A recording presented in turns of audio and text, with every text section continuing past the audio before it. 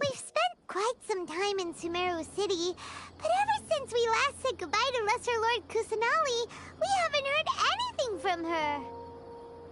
Oh, we can't just keep waiting around like this.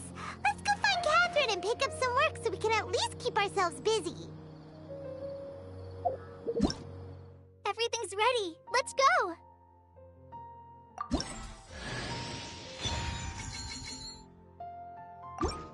Everything's ready. Let's go!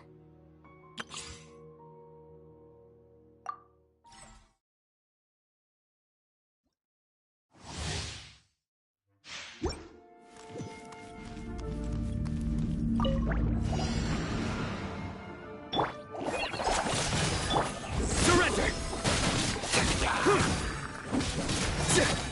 Through me, justice is served.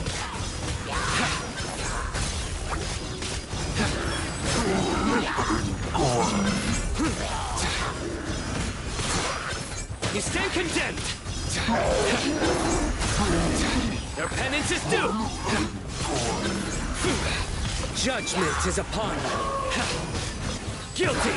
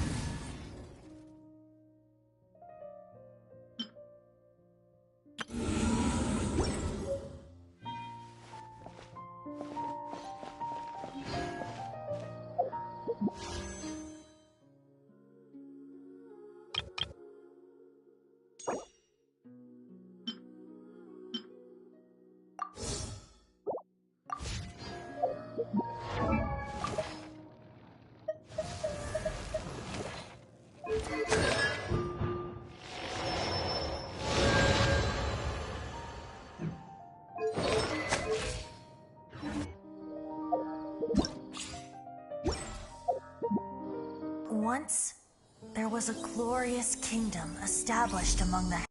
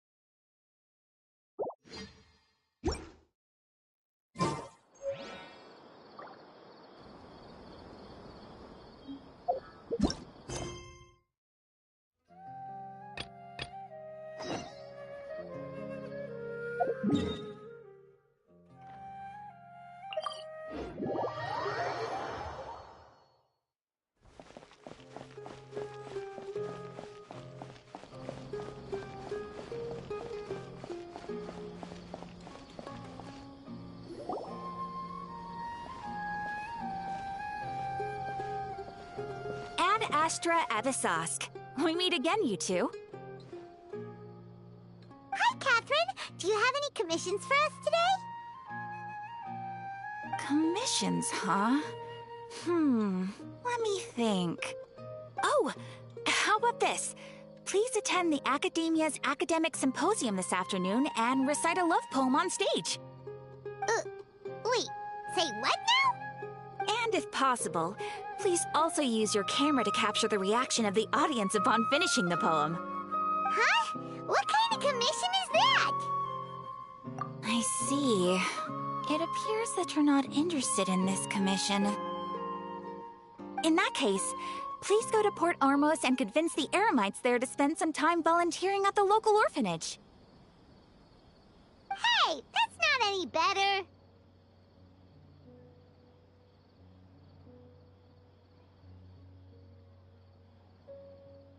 I'm sure the mercenaries will have some interesting reactions as well. Paimon's gotta ask, just who exactly has been submitting these commissions to the Adventurers Guild? Oh, the commissioner? Well, actually, I just wanted to see the two of you in action.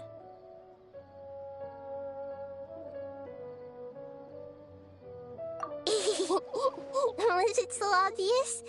I was hoping you would actually take one of those commissions. That kind of chance to observe humans doesn't come by often. Ah, so it's Nahida. Paimon just knew Catherine wouldn't crack those kinds of jokes. When did you get into her head?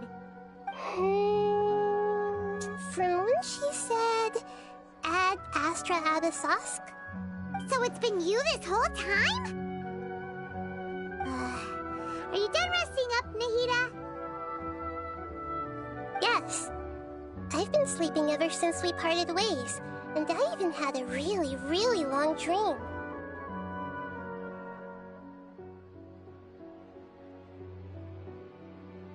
It was another dream about the Sabzeruz festival, except it was a happy one. In my dream, I was sitting in the middle of a flower terrace, and everyone in Sumeru City was holding hands as they danced in circles around me. They danced round and round, and everyone looked really happy. I also got to sit on a gigantic flower carriage. Ferris, the Knight of Flowers, raised me really, really high above the ground, and I was throwing an endless amount of Yalda candies at the children. You know, Nahida, maybe your dream is how the Sabzeruz festival really should be. It's meant to be a joyous time where everyone gets together to celebrate your birthday. Huh? Wasn't I describing a really happy dream? Why are you both looking at me like that? Wait, could this be an example of the emotion known as pity? No, we aren't pitying you. That would only make everything worse. We just don't want you to feel too sad. By the way, have you had a chance to visit Dunyarzad? How's she doing? The Homianis haven't allowed any visitors after the festival, so we haven't been able to check on her. Yes, I paid her a visit right after I woke up. She was resting at the time. Her condition is stabilized. However, since Elazar is a manifestation of the withering on the human body, we can only cure it by finding a way to take care of Irminsul's own withering. But for the moment, our top focus should still be figuring out what the sages are up to and what they're planning. Right. Who knows what'll happen if they manage to pull off another scheme like the Samsara of the Sabzeruz festival? So our first priority should be investigating and putting a stop to the sages' activities.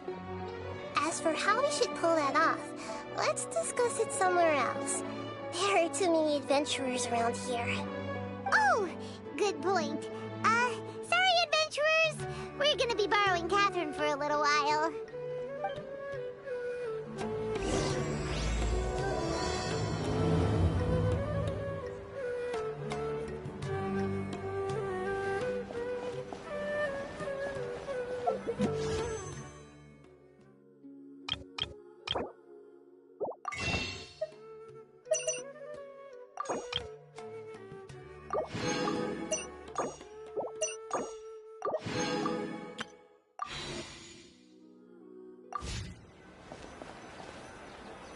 Let's continue our chat here.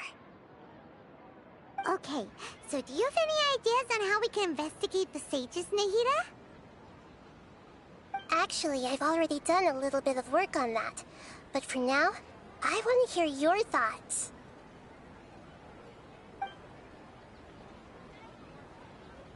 I've already tried that, but all the key members of the Academia, even the core of 30 guards, intentionally avoid wearing their Akasha terminals. It seems that from the very beginning, they've been guarding against info leaks from the Akasha. Of course, it could also be because they're wary of me. Have you already caught the sage's attention? I'm guessing not yet, but distrusting me would make perfect sense if they've ever paid attention to the urban legends about me. In any case, I probably can't take over their minds directly.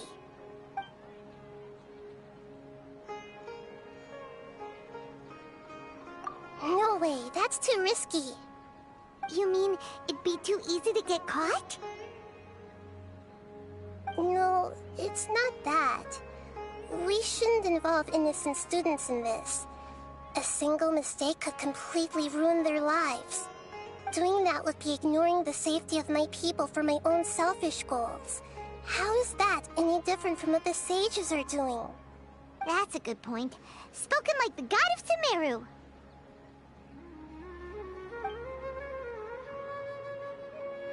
We're in the dark as of now. Since we still don't know anything about their goals, any rash move could tip them off and lead to terrible consequences.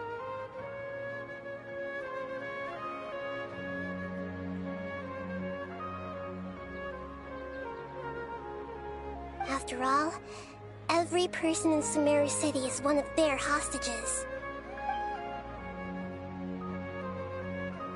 Are we really out of ideas? Nahida, you're super smart, so you already have something in mind, right? Don't keep us in suspense. Spill the beans already. According to a popular theory from the Vahumana Darshan of the Academia, rejecting impractical motions at the beginning of a planning session will give more weight to the actual proposal. Okay, but aren't you the god of wisdom? You don't have to use that kind of gimmick to make us take your ideas seriously. Well, I've been thinking that if I can't directly possess the leaders, and if I can't get ordinary people involved, then I should find someone who's already involved, but hasn't decided to side with the sages. You're saying we should recruit a spy? That does sound like it could work. Oh, before coming back, we met someone named Alhaitham. He seems like he acts alone, and he likes doing stuff behind the Academia's back. They probably aren't in cahoots. Actually, I already have someone in mind. Do you still remember that female scholar named Setaria? Setaria. Paimon remembers now. Isn't she the one who's always trailing behind the Grand Sage of the Academia? We ran into her basically every time the Sub-Zero's festival repeated itself. You could even say we're old enemies by now. Paimon still remembers the smug and mean way she always spoke to Nilou. I've always liked observing all kinds of people, and Setaria has always stood out from the crowd. She was born in the desert and was hailed as their greatest genius. Her academic gifts allowed her special admission into the Academia, and also gave her the opportunity to serve as the sage's assistant. Oh, Paimon didn't know she was from the desert. She must be pretty special then. Paimon feels like most of the desert dwellers around the city are working as mercenaries. The name Setaria means star. When she lived in the desert, she shone like the brightest star in the night sky. Later on, she was chosen by the sun. The star was given a place in the daytime sky to complement the sun's dazzling light. Soon after, the star witnessed the sun scorching the earth, which brought forth many disasters. The star began to waver. Instead of staying beside such a sun, wouldn't it be better to return and light up part of the night sky? But in the end, she couldn't give up the radiance of daytime. To cope with her shame, the star buried her guilt and closed her eyes. From the sound of it, Setaria's just hung up on the research opportunities here. But she doesn't really support the Academia. She still feels guilty about not doing more for the desert, right? She's just running away from her problems. Indeed. When they are presented with complex moral issues, many people will simply plug their ears and go with the flow until the problem can't be fixed anymore.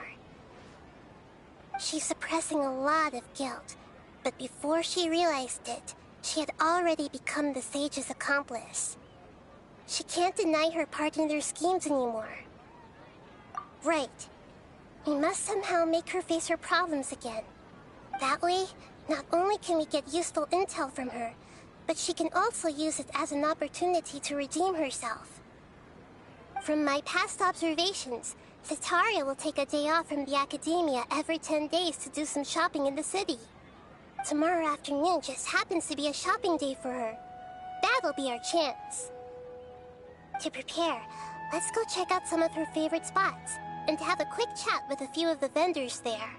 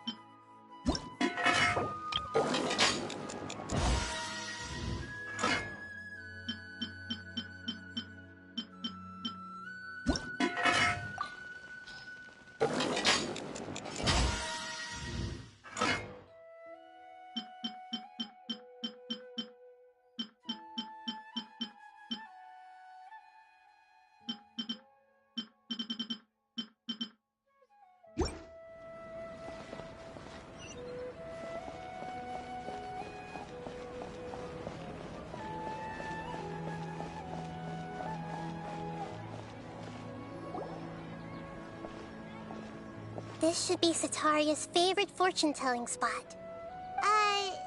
So should we ask the fortune teller about Cetaria? No, I already have enough information on Cetaria. The most important thing now is for you to pay attention to the vendor's talking style and key characteristics. Talking style and key characteristics? My poor lost lambs. Have you become troubled over your fates?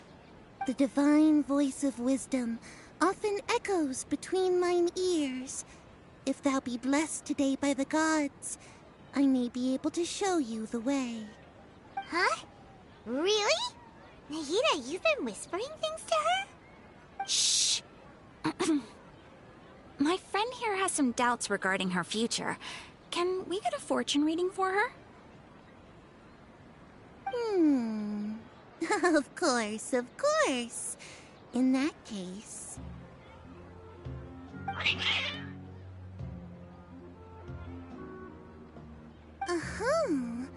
It would seem that Harut and Marut are quite wary of you. Perhaps, at some time in the past, you have somehow offended the gods. Only mocking the god of Animo, questioning the Lord of Geo's financial savviness, and brawling with the god of Electro. Do those count? Oh, nothing. Go on, pick an aspect for her to divine.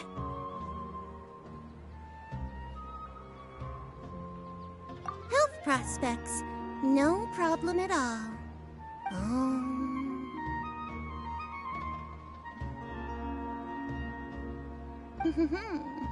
The gods have spoken.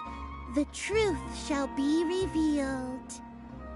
Your life shall continue on for many tens of thousands of years? Impossible. Harut, Marut, did you two spoil my divination? I've never read a fortune so absurd.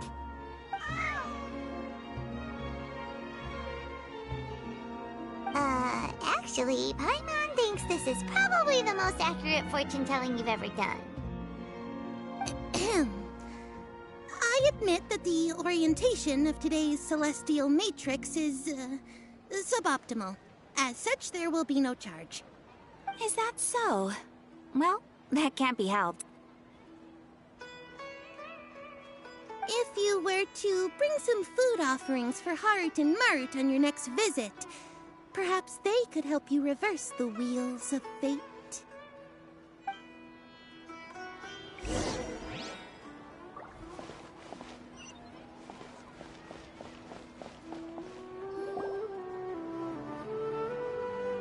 Is this another one of Sataria's favorite stalls? Yep, it belongs to a king. His father helped Sataria a lot when she first moved to Sumeru City, so she still comes by whenever she has time. When I start talking with him, listen carefully to the details of our conversation. Ah, dear customers, would you like to look at some pottery? We caught wind of your great craftsmanship, so we specifically came to take a look. Oh, I recognize you. Aren't you Miss Catherine from the Adventurers Guild? Sounds like I'm in for some big business. Speaking of, where did you learn this trade? I suppose you could say it all started with my dad. He's a mason by trade, but I picked up an interest in clay while apprenticing for him. After that, I began making pottery by myself in secret, and I simply changed trades when my works turned out well. Although it's a pity that I'm no longer making much use of the knowledge provided to me by the Akasha. That's nice. You're making a living doing something you love. So is your father still working as a mason?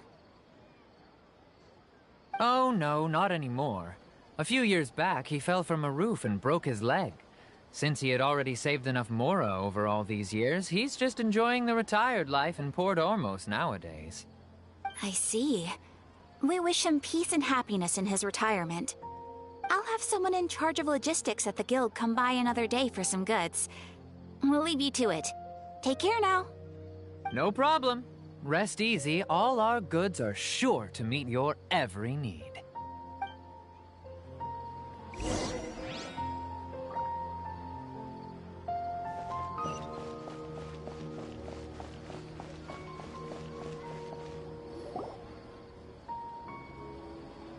This should be our final stop. Sataria's always thinking of this restaurant when she's working at the Academia, so she always comes by whenever she's out in the city. Nahida, you've really thought of everything. It's my duty to protect Sumeru's citizens, after all. Hi there. I feel like I've seen you down by the docks before. Huh?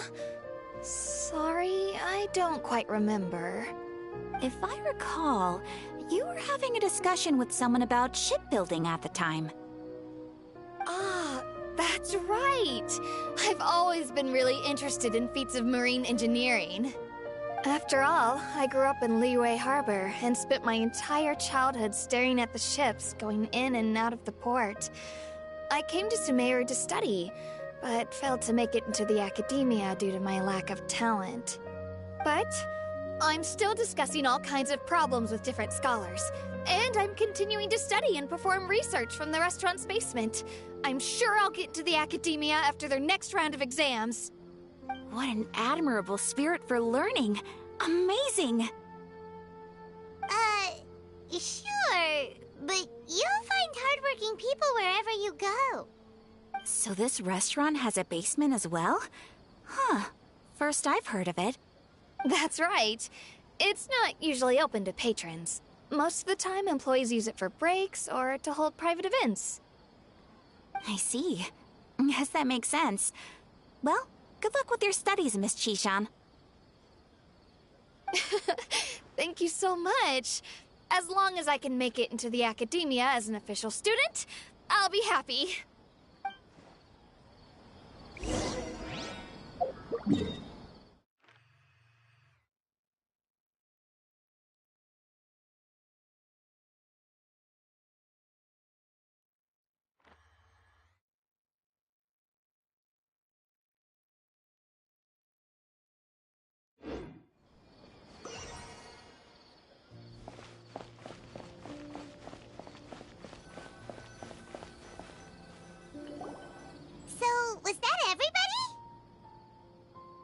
Mm-hmm. 3 familiar faces should be enough for Setaria. What's the point of all the information we've collected? Nahida, you still haven't told us how you're planning to make Setaria face her problems. Setaria is already used to avoiding her problems, so we must find a way to break through her usual sensibilities. I remember that you mentioned that the Eremites in Port Ormos are all making a fuss about the upcoming resurrection of the Scarlet King. Although it's all just a boatload of nonsense, the fate of her homeland may turn out to be Setaria's soft spot. Oh, Paimon gets it now! You want to take advantage of the guilt Setaria feels about her homeland. Although she knows she should return home to help the people of the desert, all she's done is conspire with the sages.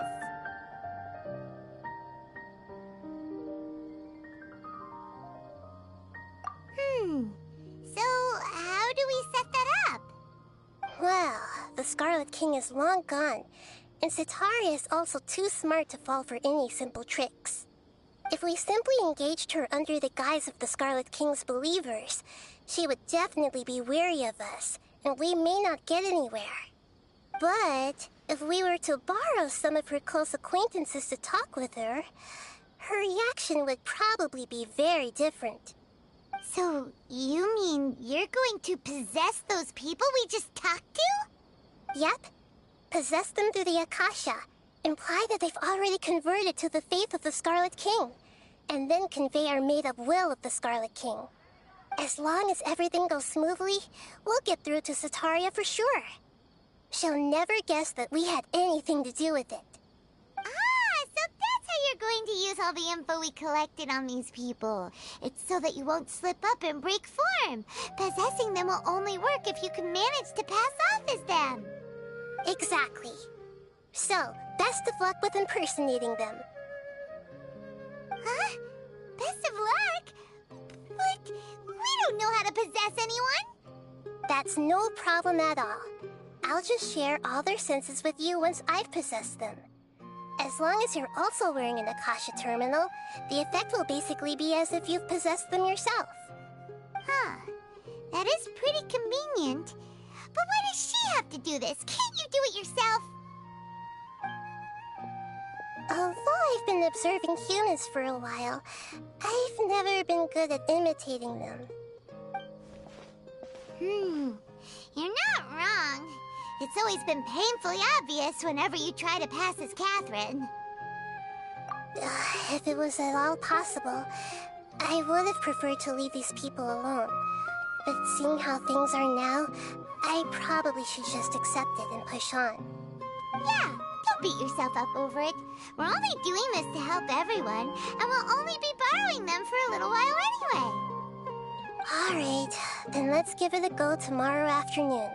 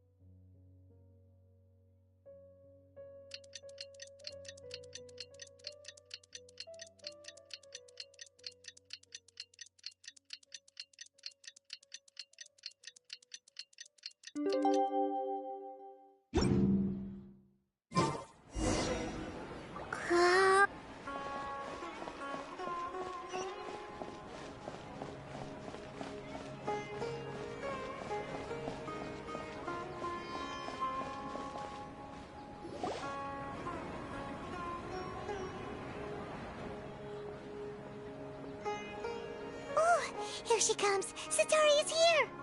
Let's quietly follow her. Once she starts talking to her acquaintances, we'll find a safe spot to begin possessing them. As for how we'll sway her to our side, I'll leave that to you. I trust you'll know what to say. Paimon's starting to feel kinda nervous. Okay, let's go. Looks like they've already started talking. Let's find a hiding spot and get started.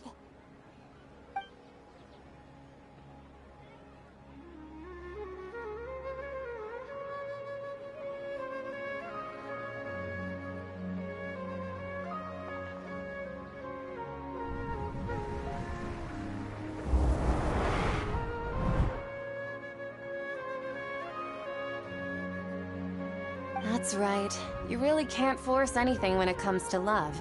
And besides, everyone around me has a very different background and outlook. Are you still listening to me, Nabiya? Oh, of course I'm listening. You were talking about troubles with your love life, right?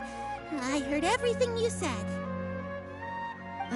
Okay then. You just seemed a little distracted for a moment there.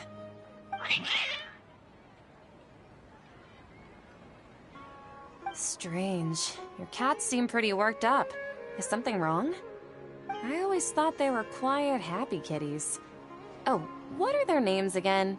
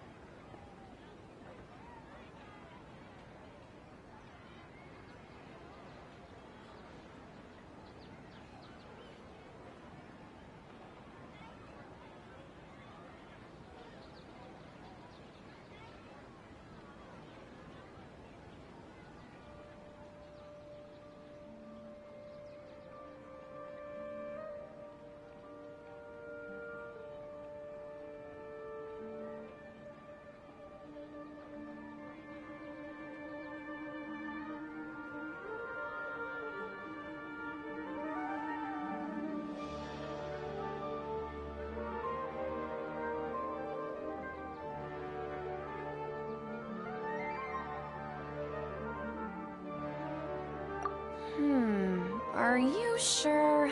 Those aren't ringing a bell for some reason. Well, actually they have many names. Which names I use depends on my mood. Huh, I see. I imagine that must be hard for the kitties, too. So, which fortune do you want me to read for you today? You must have come for another echo of the divine voice of wisdom. I'd like to get another reading on my love prospects, but to be perfectly honest with you, I feel like I've been a real mess recently. A mess? Well, could you do a reading on how long it'll take me to finish my current project at work? I really just want to get it over with. I hear you. No problem at all. The gods will reveal the truth.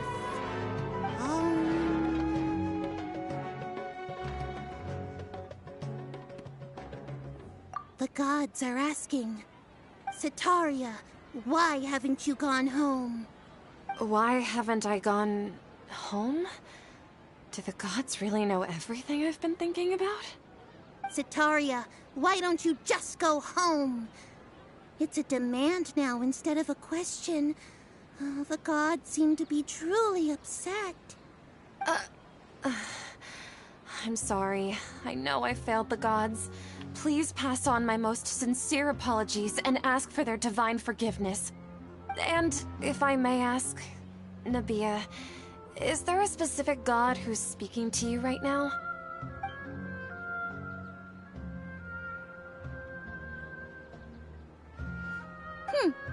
What an inconsiderate and naive question.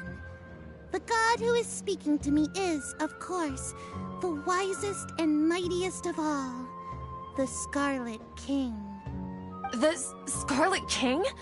No wonder he would make such a demand of me. Oh, wait a second. The Scarlet King passed away a long time ago. Even though news of the Scarlet King's resurrection has been spreading like wildfire, it's all just a misinformation campaign from the Academia. How can the Scarlet King still exist in real life? What insolence! I am the Scarlet King's most loyal believer. Do you wish to refute his voice of wisdom? Oh, no.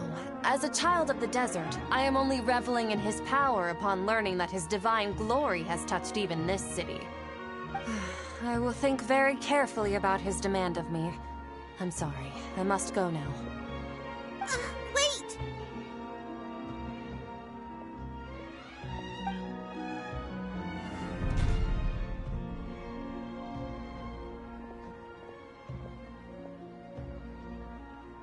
Whoa!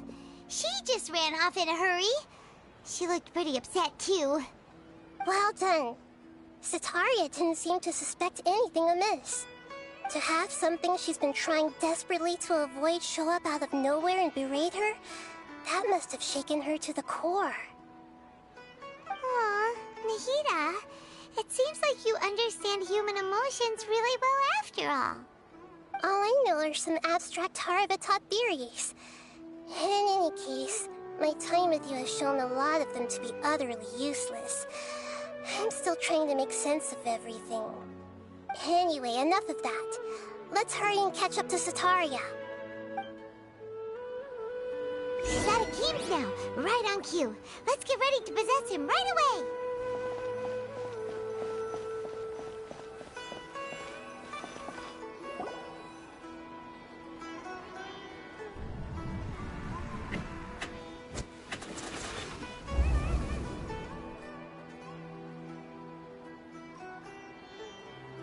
It's okay. I just got caught up in something. Oh, actually, didn't you ask me to help you look for work? What kind of work were you looking for again? Oh, right. Your old man's craft. How could I forget? Speaking of, how's he doing? Is he feeling any better?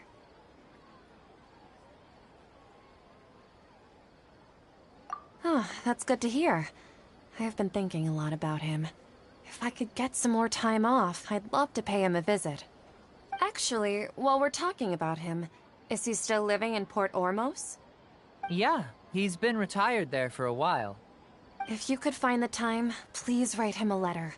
Please pass on that recently, faith in the Scarlet King has taken root in Port Ormos and has begun to spread across Sumeru. He has a quick temper and has always been a devout follower of the Dendro Archon. I don't want him to get into a fight with those Scarlet King believers because of a difference in beliefs. Oh? So, who are you siding with in all of this? The Academia or the Scarlet King? I'm so jealous of you. You were born a child of the desert. Yet you chose to betray the Scarlet King, and now you spend all your time with those crooks from the Academia. Akeem, you don't mean you've also become a believer of the Scarlet King? What's so strange about becoming a believer of the wise Scarlet King? In fact, aren't you the strange one? The one who still can't pick a side?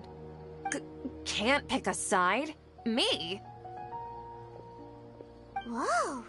Paimon had no idea you'd be so good at this! You really zeroed in on the issue and put it right in front of her.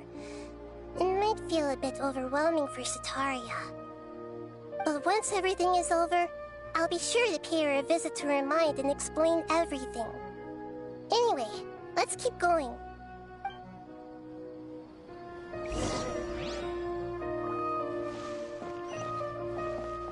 Come on! Setaria's already started talking with Shishan!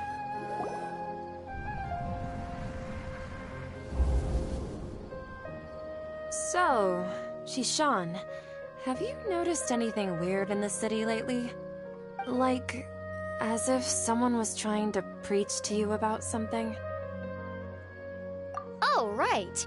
Speaking of strange things, I celebrated the Sub-Zerus festival so many times that I lost count. That was really weird. Wait, how could you be aware of that? That should be impossible. Nothing in the report indicated anything like that. Are you still failing to realize that the Academia's lowly tricks could never deceive all of Sumeru's citizens? Shishan, don't tell me that you've converted to the Scarlet King as well! What an absurd question. You make it sound like I should be ashamed for becoming a believer of the Scarlet King. In reality, shouldn't you be the one who is ashamed? You, who works side by side with the Academia, and treated people as nothing more than experimental subjects? Please, please stop!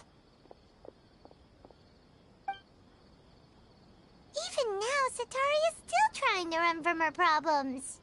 She can no longer justify everything to herself. Hey, she's trying to talk to the guards! What should we do? This is the most important part of all. Quick, get ready. Mercenary, you're a member of the Corps of 30, correct? Please help me pass a message to the Matra right away. The situation in the city is getting out of control. Please, try to remain calm, miss. Tell me what's happening in the city. Heretics are infiltrating the city, and they've already converted many residents to their side. Heretics? What kind of heresy are you talking about? The Scarlet King! Many people I know have suddenly started believing in him, but he's long dead. It's impossible. Miss Sataria, nothing is impossible. You know my name? The Scarlet King is immortal, and all who defy him will one day pay the price. You must face the truth, Sataria. You tread a treacherous path, and the longer you ignore it, the tighter the Academia's grasp on you will become, and the deeper you will be ensnared. Child of the Scarlet King, never forget that the desert that belongs to you lies elsewhere. What's so strange about becoming a believer of the wise Scarlet King? In fact, aren't you the strange one? The one who still can't pick a side? What an absurd question. You make it sound like I should be ashamed for becoming a believer of the Scarlet King. Sataria, why haven't you gone home?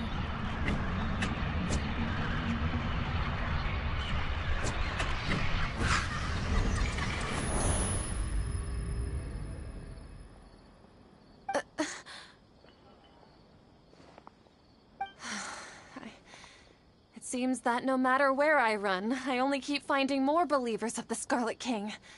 I have to say, this is a familiar feeling. I've also been running from my guilt this whole time. Guilt over my part in the Sage's plans, and from ignoring the letters from the children of my homeland. But no matter how much I may try to ignore or get rid of it, my guilt always comes back. You won't necessarily lose your research opportunities by facing the truth. Besides, did you really want to conduct your research while carrying such heavy feelings of guilt? How do you know me so well? Are you truly just a believer of the Scarlet King? Or are you the god himself? That's not important. The important thing is to pass judgment on the Academia and its sages, and to correct their mistakes. If you could provide some assistance in this matter, perhaps it could serve as a form of atonement. I've actually never believed in the gods, but I've always believed in serendipity. Your appearance must be a fated opportunity for me to get out of this wretched situation. Please tell me, what can I do for you? How much do you know about the Sage's current activities? I was just one of the designers for the massed Dream Harvest scheme, which is what happened around the Sabzeruz festival. But I know very little about the full scope of the overall project. I'd assume that only staff with the highest clearance would have access to those confidential documents. I've just been working to meet the Grand Sage's specified requirements. However, there's something that's been really bothering me. I heard that a scholar who was previously expelled has returned to the city, and even the sages are still quite wary of him. To fight against the Academia, we will need to figure out the nature and the purpose of their work. Is there a way for us to get access to the confidential documents you mentioned? It should be possible if we're willing to take some risks. After all, I'm an assistant to the Grand Sage, and I've been working on many tasks outside of the project. One thing, though, I won't be able to transfer the documents to you through the Akasha once I get my hands on them. The sages have always closely monitored all activities within the Akasha. Let me see... let's use the most primitive method. Send someone to pick up the documents tomorrow evening at the Academia entrance. The Academia entrance? Wouldn't that be too conspicuous? Don't worry about that. I assure you, this won't be a trap. I'm only suggesting this location because it'll draw more scrutiny for me to leave the Academia again. It'll be safest for me to distract the guards long enough to hand you the documents. All right, I trust you.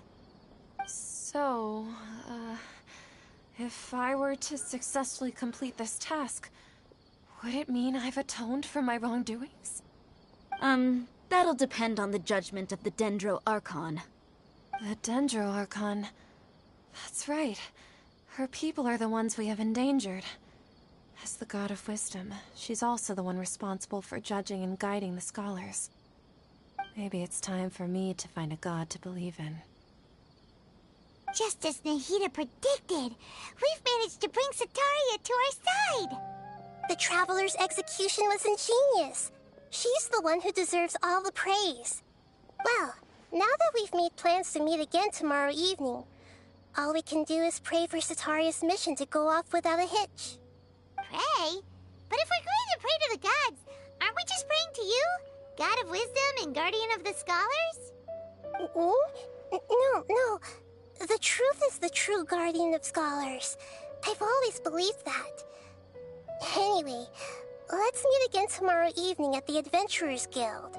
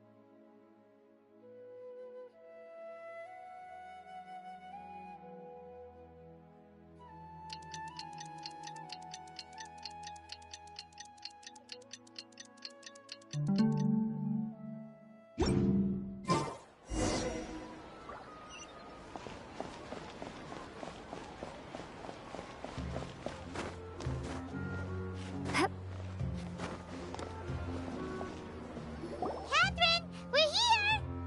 Oh, you are the other Catherine, right? That's right. I suppose I'm the other Catherine in your mind. Shh! We're on a secret mission tonight, so we need to protect Catherine's identity. Yep, Paimon's right. We cannot fully rule out the chance that the meetup tonight is just a trap. If something were to happen, my existence may be the only trump card we'll be able to play. After all, the Academia should still be unable to confirm the existence of my consciousness in the outside world. Yep, exactly, just what Paimon was thinking. Anyway, enough about that. Let's just make sure to be on our guard. Off?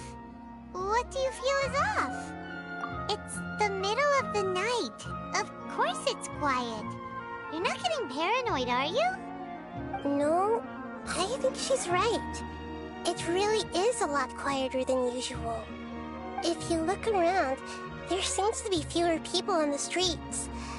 I'm not sure if this is the case for the entire city, though. Huh. Maybe it's just a coincidence. Maybe Setaria figured out a way to not only distract the guards, but also to get everyone to go to sleep early, just so we can exchange the documents in peace. I also can't quite figure out why things feel a little off. But now that we're here, let's go ahead and meet her as we planned. Well, regardless, as long as you're here with us, Paimon feels a little safer.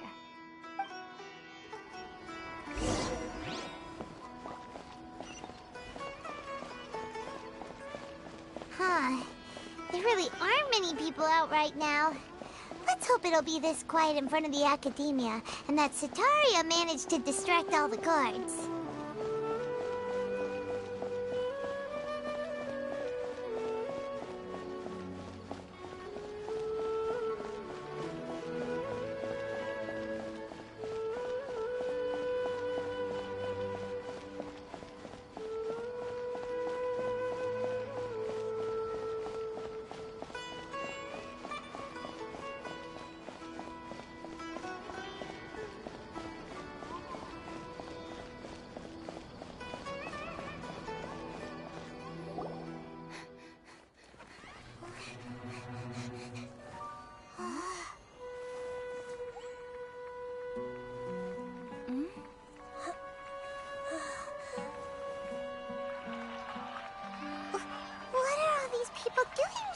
hour of the night.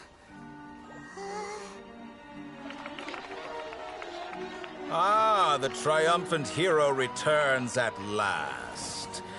And to a rather spectacular welcome, even if I do say so myself. You're the outcast, expelled from the Academia. Indeed I am. Although these days they tend to call me the Doctor.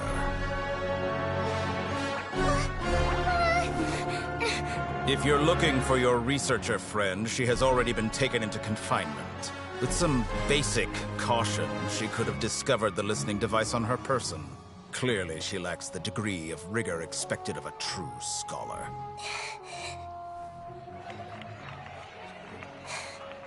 The people of Sumeru City. What have you done to them?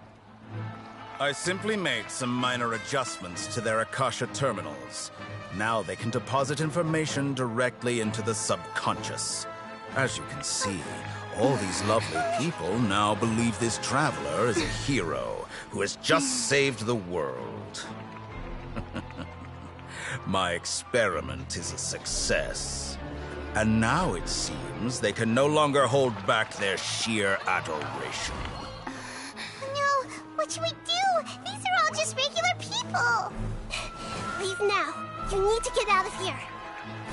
But that guy's a Fatui Harbinger. We can't just leave you here. Nor can I abandon the people of Sumeru.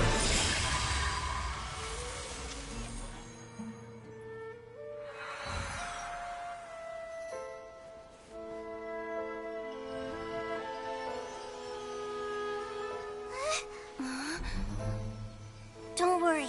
We'll meet again outside of the city.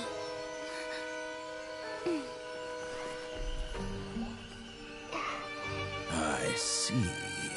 You appear to have overridden their mental faculties with your own consciousness. To possess such a powerful mind, you must be the God of Wisdom.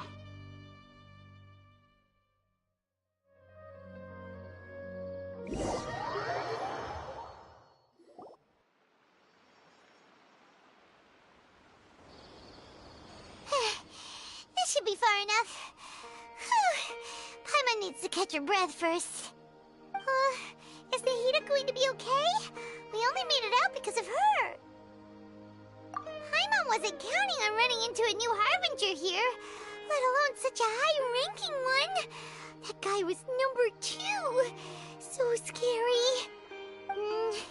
He called himself the Doctor. Remember, Tighnari told us about him. Setaria did say that someone who once got expelled from the Academia came back recently. And that even the sages are wary of him. Yep, sounds like she must have been talking about the Doctor. Yeah, now that the Doctor's in the picture, we're no longer just dealing with the Academia. They're in cahoots with the Fatui. But what are the Fatui after this time? Another Gnosis? Yeah, things would be a lot easier with Nahida's help. Nahida said we'll meet again outside of the city. But we can't just keep waiting around, right? You mean... Oh, right! Wasn't he invited by the sages to work on some project when we were staying with him in the Vidia Forest? That has to be the same project. Even though he turned it down at the time, he might still know something. There's no time to lose. Let's go to Gandharvaville.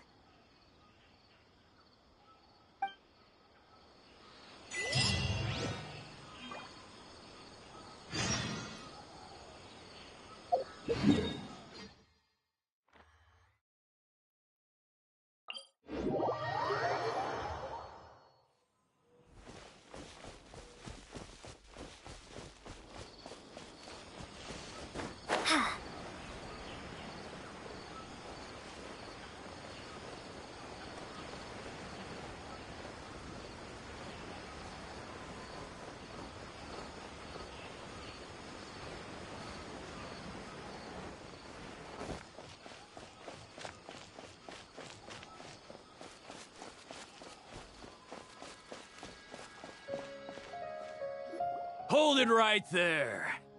A blonde-haired traveler and a floating fairy. We've got you, all right. Take a look around. You've fallen right into our trap. Are you mercenaries from the Corps of 30?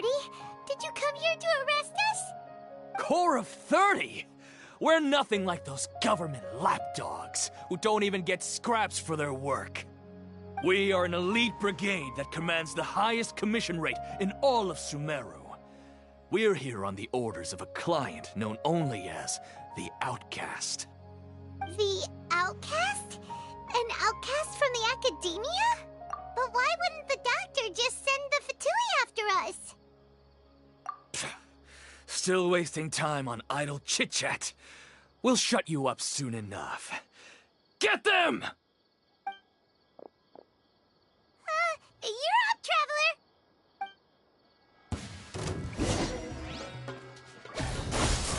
You can't run! Take that!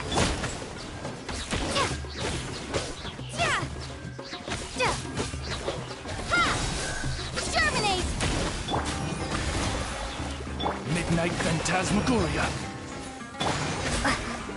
Need.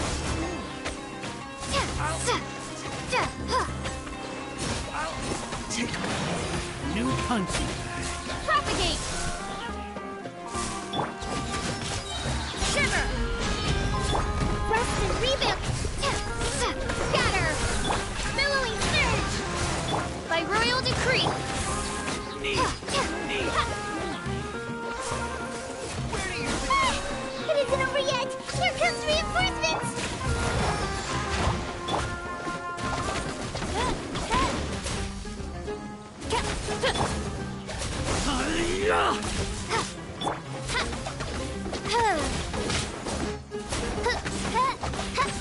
Odds revealed by... Tricks up your sleeve! Propagate!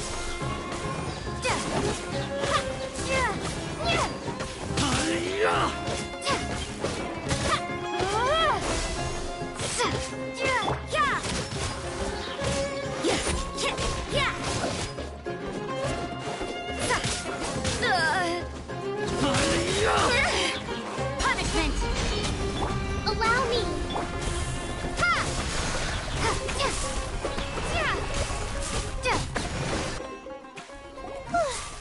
That was pretty rough. Is that what elite mercenaries are like? Yeah, looks like we'll have to keep our guards up. But this doctor guy seems like a pretty tough opponent. He knew exactly where to set up an ambush. Did he predict that we would try to find Tighnari? Going up against smart people is tough. Anyway, let's keep going.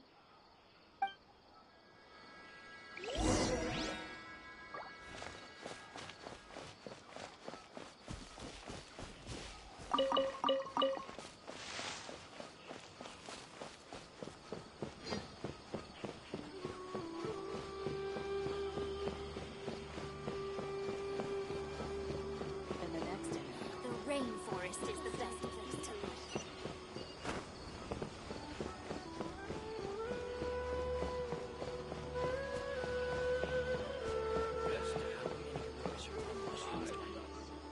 Oh, it's the Traveler and Paimon. What are you two doing back here? Kale! It's nice to see you again. Are you doing all right? To be honest, I'm not doing too well.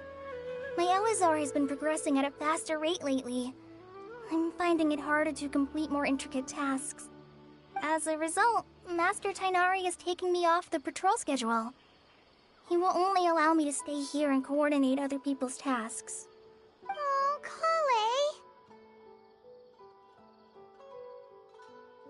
Speaking of Tighnari, did he go off on patrol? We're here to talk to him. Oh, Master Tighnari? He just left the Avidia Forest a little while ago. He was headed to Pardis Di. He left? But isn't Tighnari always saying that he never wants to leave the Avidia Forest? He even turned down the Sage's invitation. I thought it was weird too. Master Tighnari always prioritizes his work as a forest watcher above everything. He almost never leaves his post. He left in a hurry this time, though. No, I only found out that he left through a message he left behind. He also made sure to delegate all his tasks using a schedule. To leave in such a hurry? I'd guess he had something urgent to take care of. Master Tighnari originally studied in the Immorta Darshan of the Academia, and Pardis Dhyai is something like the Immorta's research base. Many rare shrubs and grasses have been planted there for research. I know that before he became a forest watcher, Master Tighnari once spent a long time conducting research at Pardis Dhyai. A research base, huh? Gotta wonder what kind of research Tighnari just decided to work on all of a sudden. Oh, we don't have a lot of time, so let's go look for him at Pardis Dhyai. Don't worry, I'm fine. I'm used to living with Elazar by now. If you run into Master Tighnari, please send him my regards. Got it. Will do. See you later, Kale.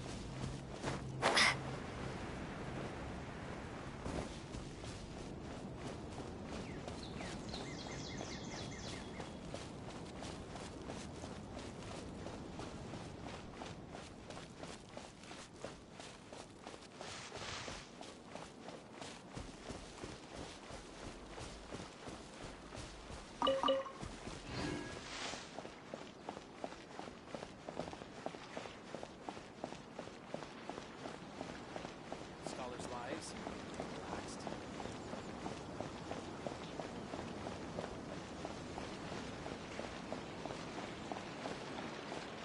Please be careful not to touch the plants.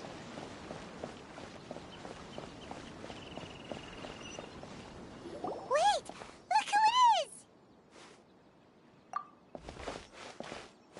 Thank goodness you're okay. We were so worried about you.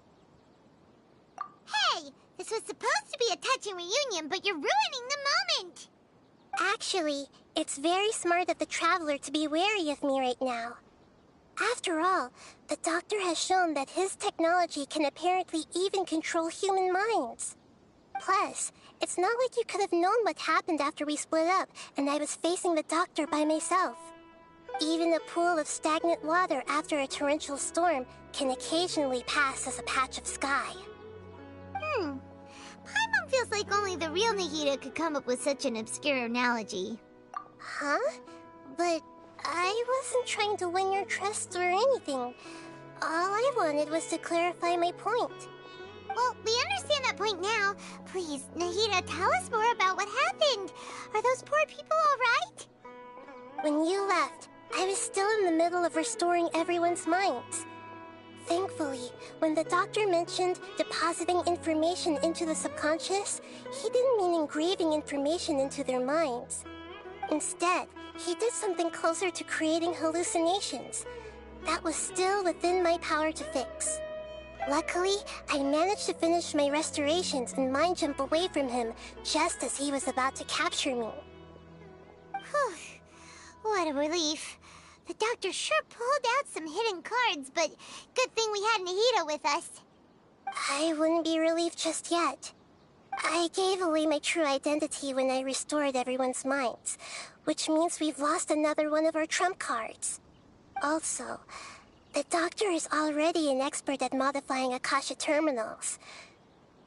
Maybe it's only a matter of time until he captures my consciousness inside the Akasha. Would that mean you'd no longer be able to jump between minds? Then how do we stop him? He's still at the Academia, so it's possible he already started messing with the Akasha. Ugh, it feels like he's toying with us. What a nasty piece of work. Plus, the Doctor's combat ability alone is apparently enough to make him worthy of being number 2 of the Fatui. We shouldn't give up hope just yet. Let's try to find another way to attack this problem. Actually, Nahida, how did you know we were trying to get to Party Stii? Have you been waiting for us? Yes, I have. I can see the Traveler's elemental energy, so I deduced your destination by looking at the direction you were moving in. You didn't come here for sightseeing, right? Did you find any leads? We're looking for a scholar we know. His name is Tainari, and the sages once tried to reach out to him. Why don't you come inside with us and see what we can find? Okay, let's just hope we won't get him into trouble.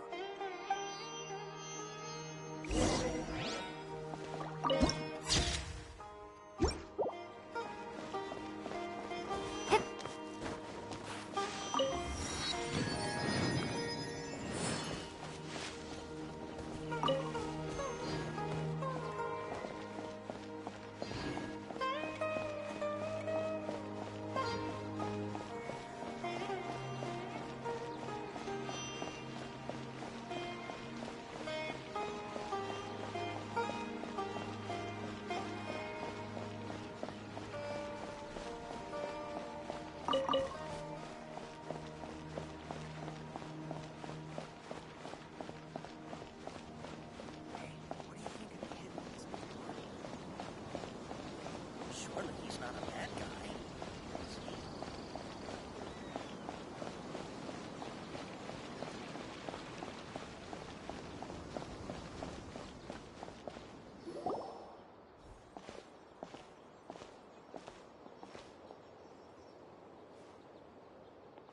Traveler? It is you! Ah! The voice! It's Hypatia! Ah, what a pleasant surprise! It's so nice to see the two of you again. Who's this?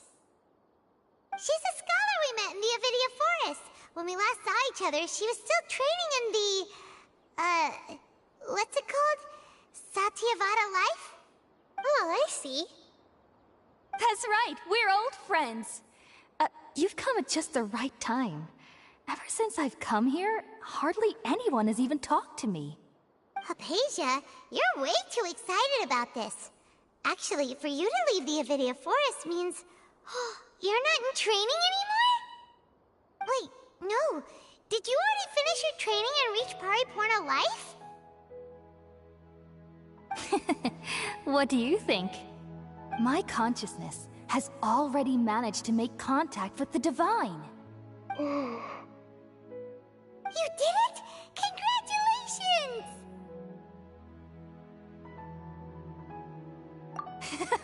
It's so exhilarating to share this sublime joy with others at long last! When my consciousness made contact with the gods. Ah, what a supreme and unparalleled experience that was! That sounds incredible! Oh, all right. Actually, please wait. I haven't forgotten my promise to you. Remember? I promised to help you understand what you saw from Irminsul once I gained deeper insights. My current self has not only gained true insight, but I can even help you establish a direct connection to the consciousness of the divine. You can do that? I've never heard of anything like that, but if you want to give it a try, I'll do my best to protect your consciousness during the process. Hold on. I brought some spirit borneal with me. This is still a crucial part of the ceremony. We're using that incense again? All right now. Hold my hand. I'll help you establish a pathway to connect your consciousness. Okay. Ready?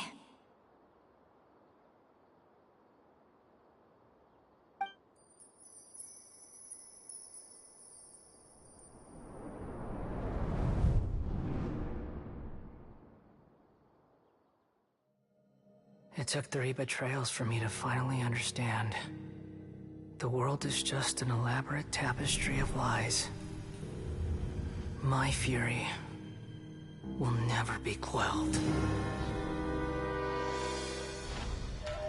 The first to betray me was a god. My creator. My mother. Valuing strength above all, she saw no worth in me and I was discarded. The second was a human. My family.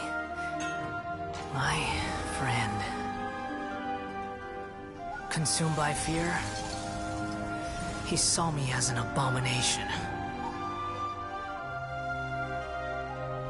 The third was one exactly like me. A hope for the future. A fledgling barely out of the nest. Powerless before his mortality, he broke his promise to me. Humans, they can't be trusted. And the gods fill me with pure loathing. So I said good riddance. I denounced the world and laugh in its face. My chest will never again be defiled by worldly filth. I will scrub away every last trace of human emotion. Then it will be empty, a blank slate, and ready to receive a supreme gnosis, brimming with pure divinity.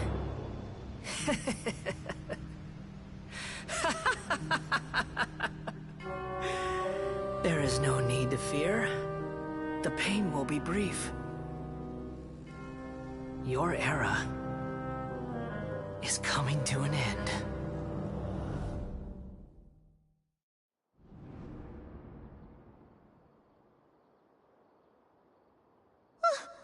What was that? Did we actually just see the Balladeer's memories? Everything matches what we know about him. But how is he connected to the divine consciousness that Hypatia was talking about? You saw it, right? You felt it, right? Such a majestic god! Such a noble will! Such sublime emotion! Alas, shame. If only that which beats within my chest wasn't a filthy mortal heart. Oh, great and merciful God, please grant me forgiveness and salvation. Do you understand now? I'm afraid this is no Puripurna life, but rather... Ah! You... Why are you so mean to me? Why is everyone hiding from me? I found divine wisdom.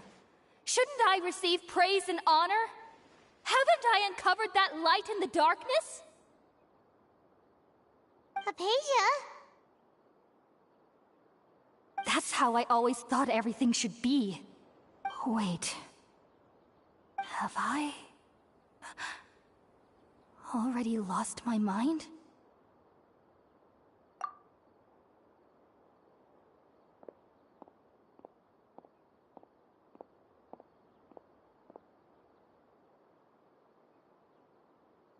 Wait, something isn't right.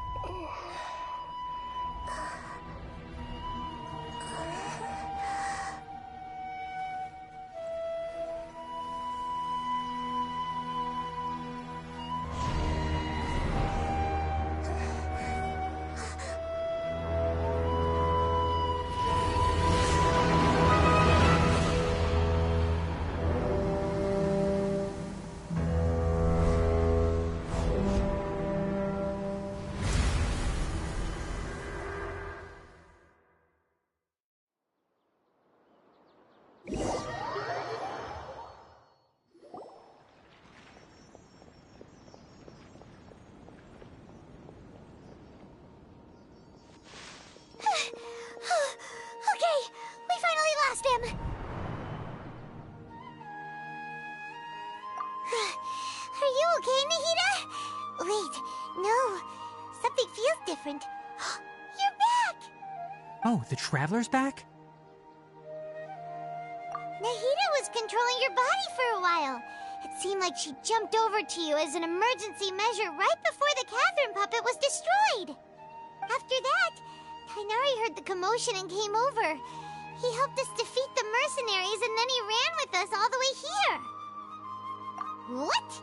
You swapped places? You mean your consciousness also went into Nahida's body? Wait, then where is Nahida's consciousness? Where is she now? I never imagined that an individual's consciousness could be transferred around like this. Had I not seen it with my own eyes, I would have never believed it. I don't think this can be achieved with current human technology. Also, while we were running, the consciousness in your body told me to pass on a message. She said, "The doctor has found a way to trap my consciousness, so I can't journey with you anymore. But even in a moonless night, a shower of starlight can still drown out illusions and lies." Oh no! Nahida's trapped in the sanctuary of Suristhana for good this time. Was that message all she left for us? It's pretty vague. Oh, that makes sense. Since the doctor captured her, she won't be able to say anything without him knowing. She's being extra careful. Even in a moonless night, a shower of starlight can still drown out illusions and lies. Huh. Paimon knows the moon illusions and lies are from the alchemical divination at the Sabzeruz festival.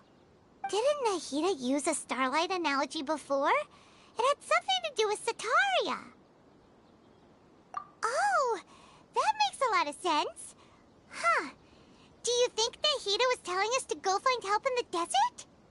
But she isn't with us anymore. Think we'll be okay? Paimon, you said Sanctuary of Suristhana. Does this mean that this Nahida you're talking about, the consciousness who is occupying the Traveler's body, is the Dendro Archon? Your guess is correct, but the situation's a bit complicated, so it's really hard for us to explain right now. That's all right. A scholar's curiosity doesn't need to be appeased right away.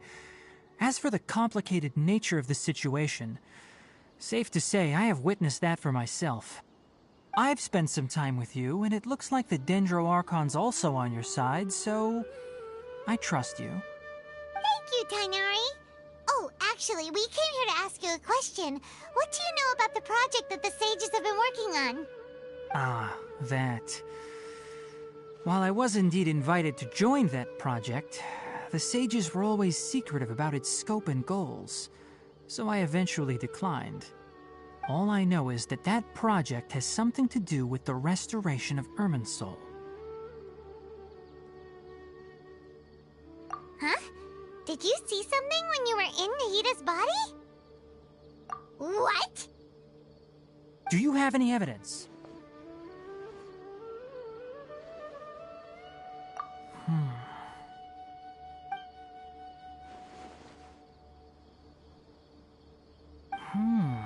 So that's what happened.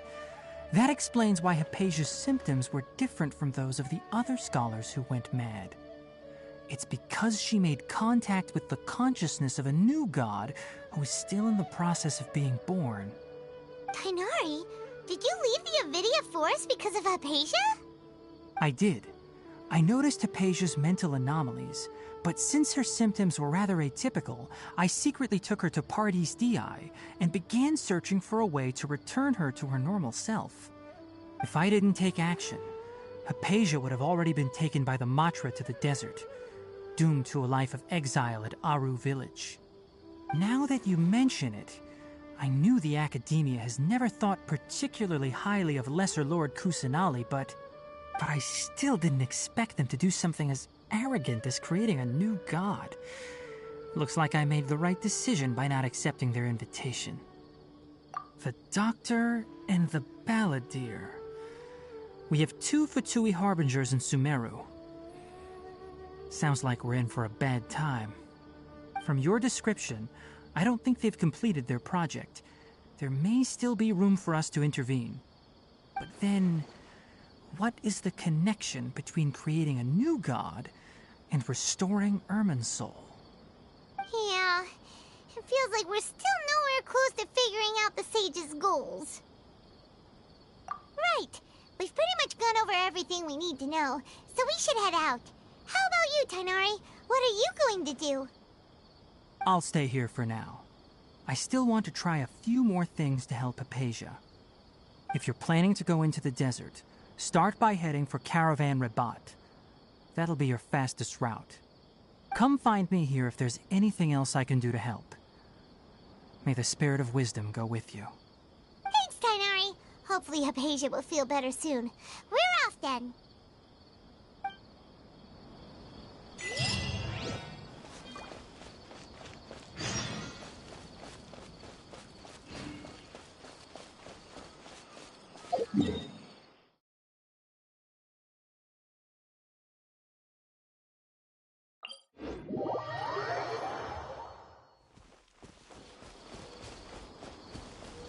Propagate!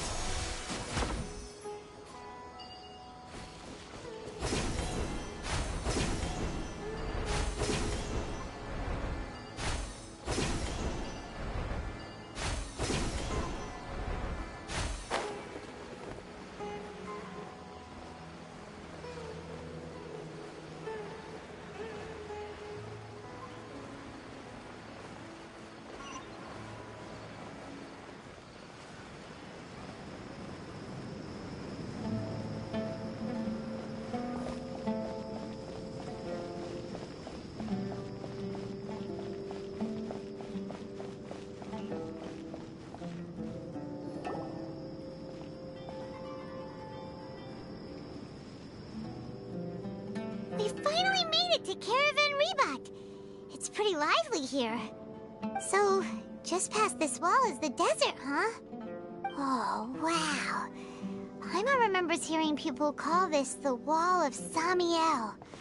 It's made to block sandstorms from the outside. Oh, if it's this tall, it's gotta be the divine work of Greater Lord Rukkhadevata, right?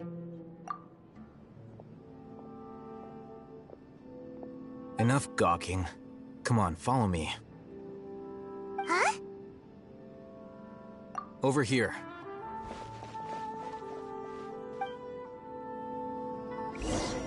Oh, Hatham went that way! Let's hurry up and follow him. Wonder what he's up to.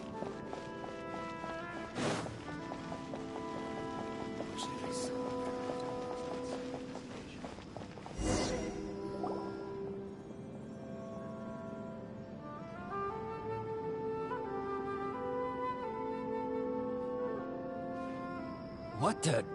Where did she go? How did we lose them?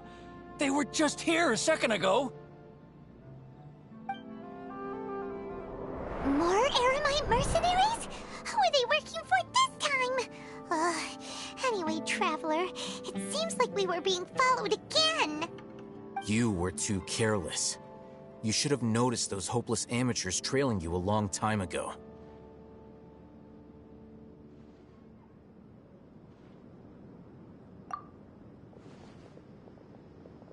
There's no need to thank me. I've never cared to keep track of personal favors. All I did was correct a mistake I happened to come across. It's a habit I developed at the Academia. You really gave Paimon a scare, Alhaitham. We never thought we'd run into you here. Last time we met at Port Ormos, didn't you say you were going back to the Academia? Wait, don't tell Paimon that you're here to take us back on their orders! Oh, so you've already landed yourselves on the Academia's hit list. I can't say that I didn't expect it. However, had I wished to turn you over to the Academia, don't you think you'd already be the Eremites' honored guests by now? Oh, right. You do have a point.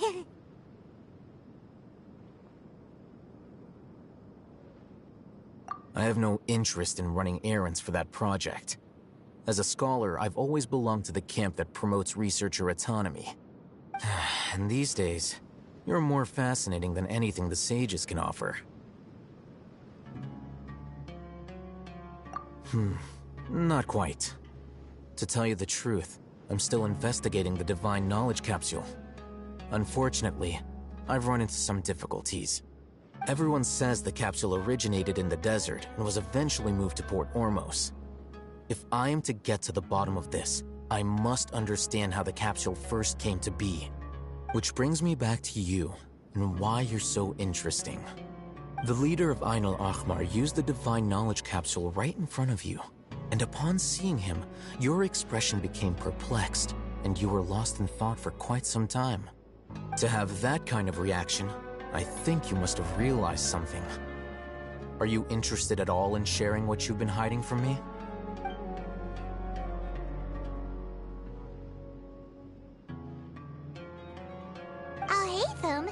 You really have a ridiculous eye for detail. What kind of person even notices or remembers stuff like that?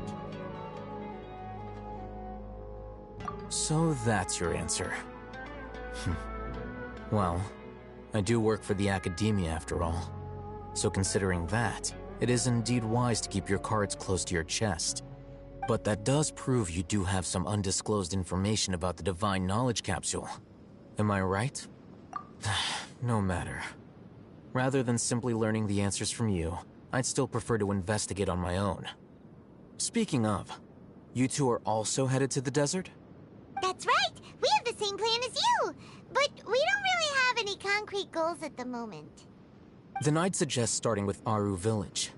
It's the largest settlement in the desert, so it'll probably have more resources and intel than anywhere else. Well, would you like to head there together?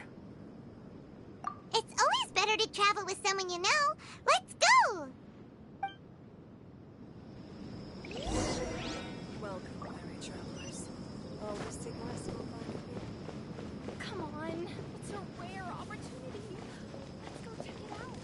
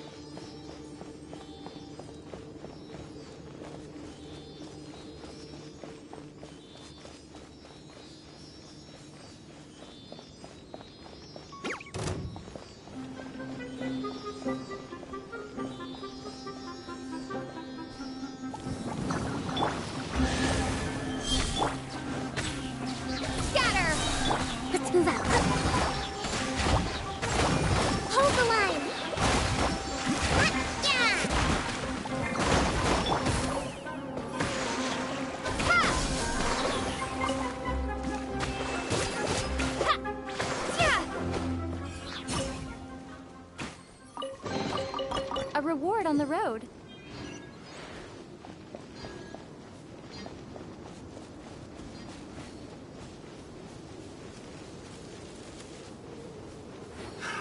Another test subject. Fry!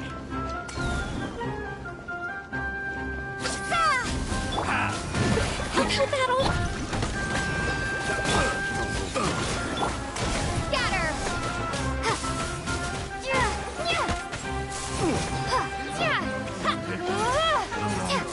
You're hunted. That tingle?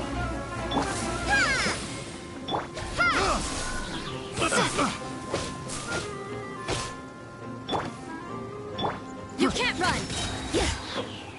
Shiver! Allow me!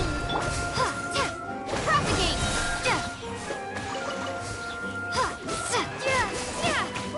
By royal decree!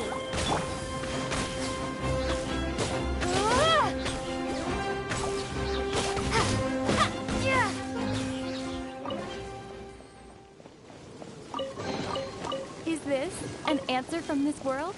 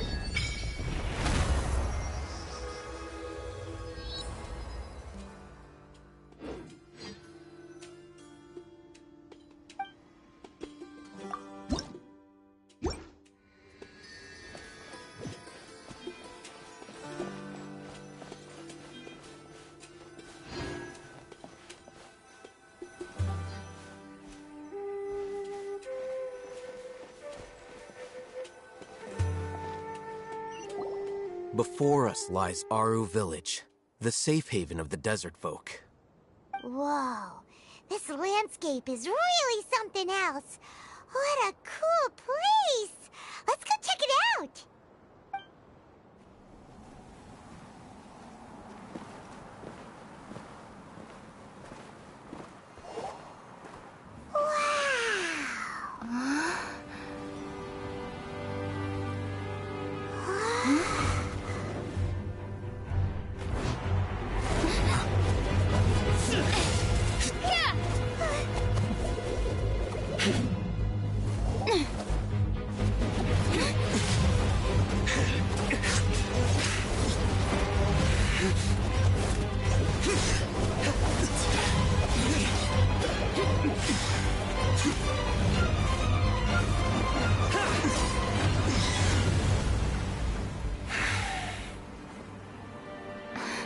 Cyno.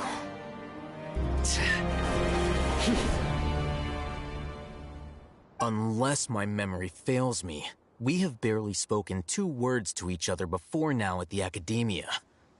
Would you care to enlighten me as to when and how I invited the General Mahamatra's wrath?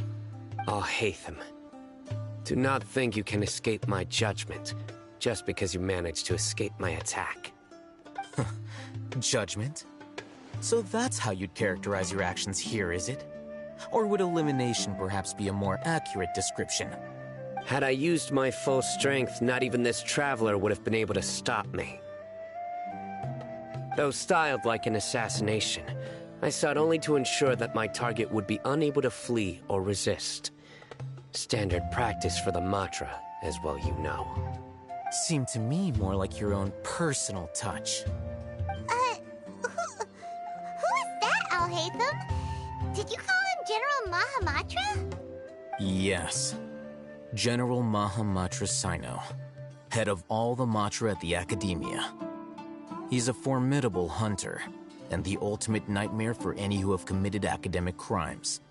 You seem to have placed a lot of trust in Alhaitham, to the point of blocking an attack for him. If I were you, I'd never choose to side with him. I wouldn't believe a single word that comes out of his mouth. I have been pursuing this scribe for a long time.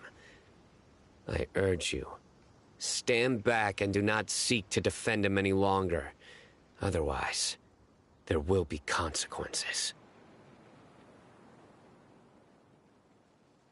Has Alhaitham done something wrong? Hyman doesn't think he's as bad as you've made him out to be. I won't waste my breath explaining things. Alhaitham, I saw it during our fight.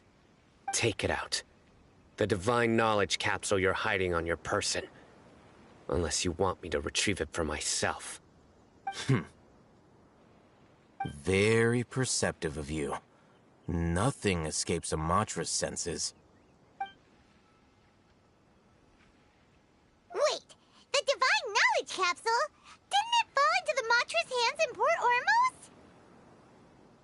No wonder you speak with such confidence, Cyno. But I must admit, I'm very curious. What does this capsule mean to you?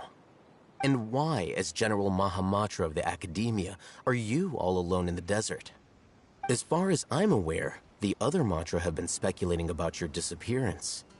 Have you been given a mission that's, let's say, morally dubious? If I was the real target of your mission, What was stopping you from simply using your authority and resources to judge me within the walls of the Academia?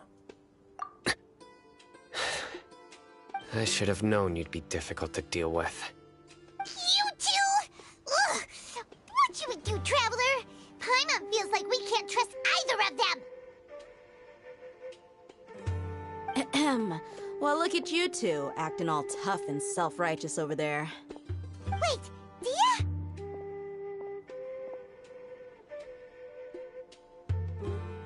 Great! Finally, someone that we can trust! You gotta help us out here, otherwise these two are gonna start fighting again! Yeah, sure looks that way. Two giants from the Academia duking it out once and for all. Not something you get to see every day, that's for sure. Listen, I know you academic types love to fill up your big brains with self-righteous morality and lord your empty rules and virtues over each other. But how dare you bring your petty disputes into the safe haven of Aru Village? It seems like someone's gonna have to beat some sense into your thick skulls until you finally learn to respect these grounds.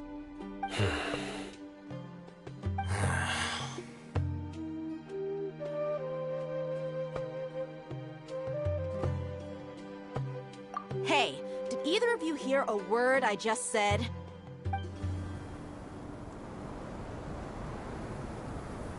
Whoa, what's going on? The wind's so strong! Is this a sandstorm? Paimon's gonna get blown away! Another sandstorm? What's up with these recently? Hey! All of you, over here, quickly! We have to take cover! Someone's calling for us! Oh, this wind is too strong! Let's get over there! That sounded like Candace. Come on, you two. Jeez, are all of you Academia folks such hard work? Move it! All right, stop yelling.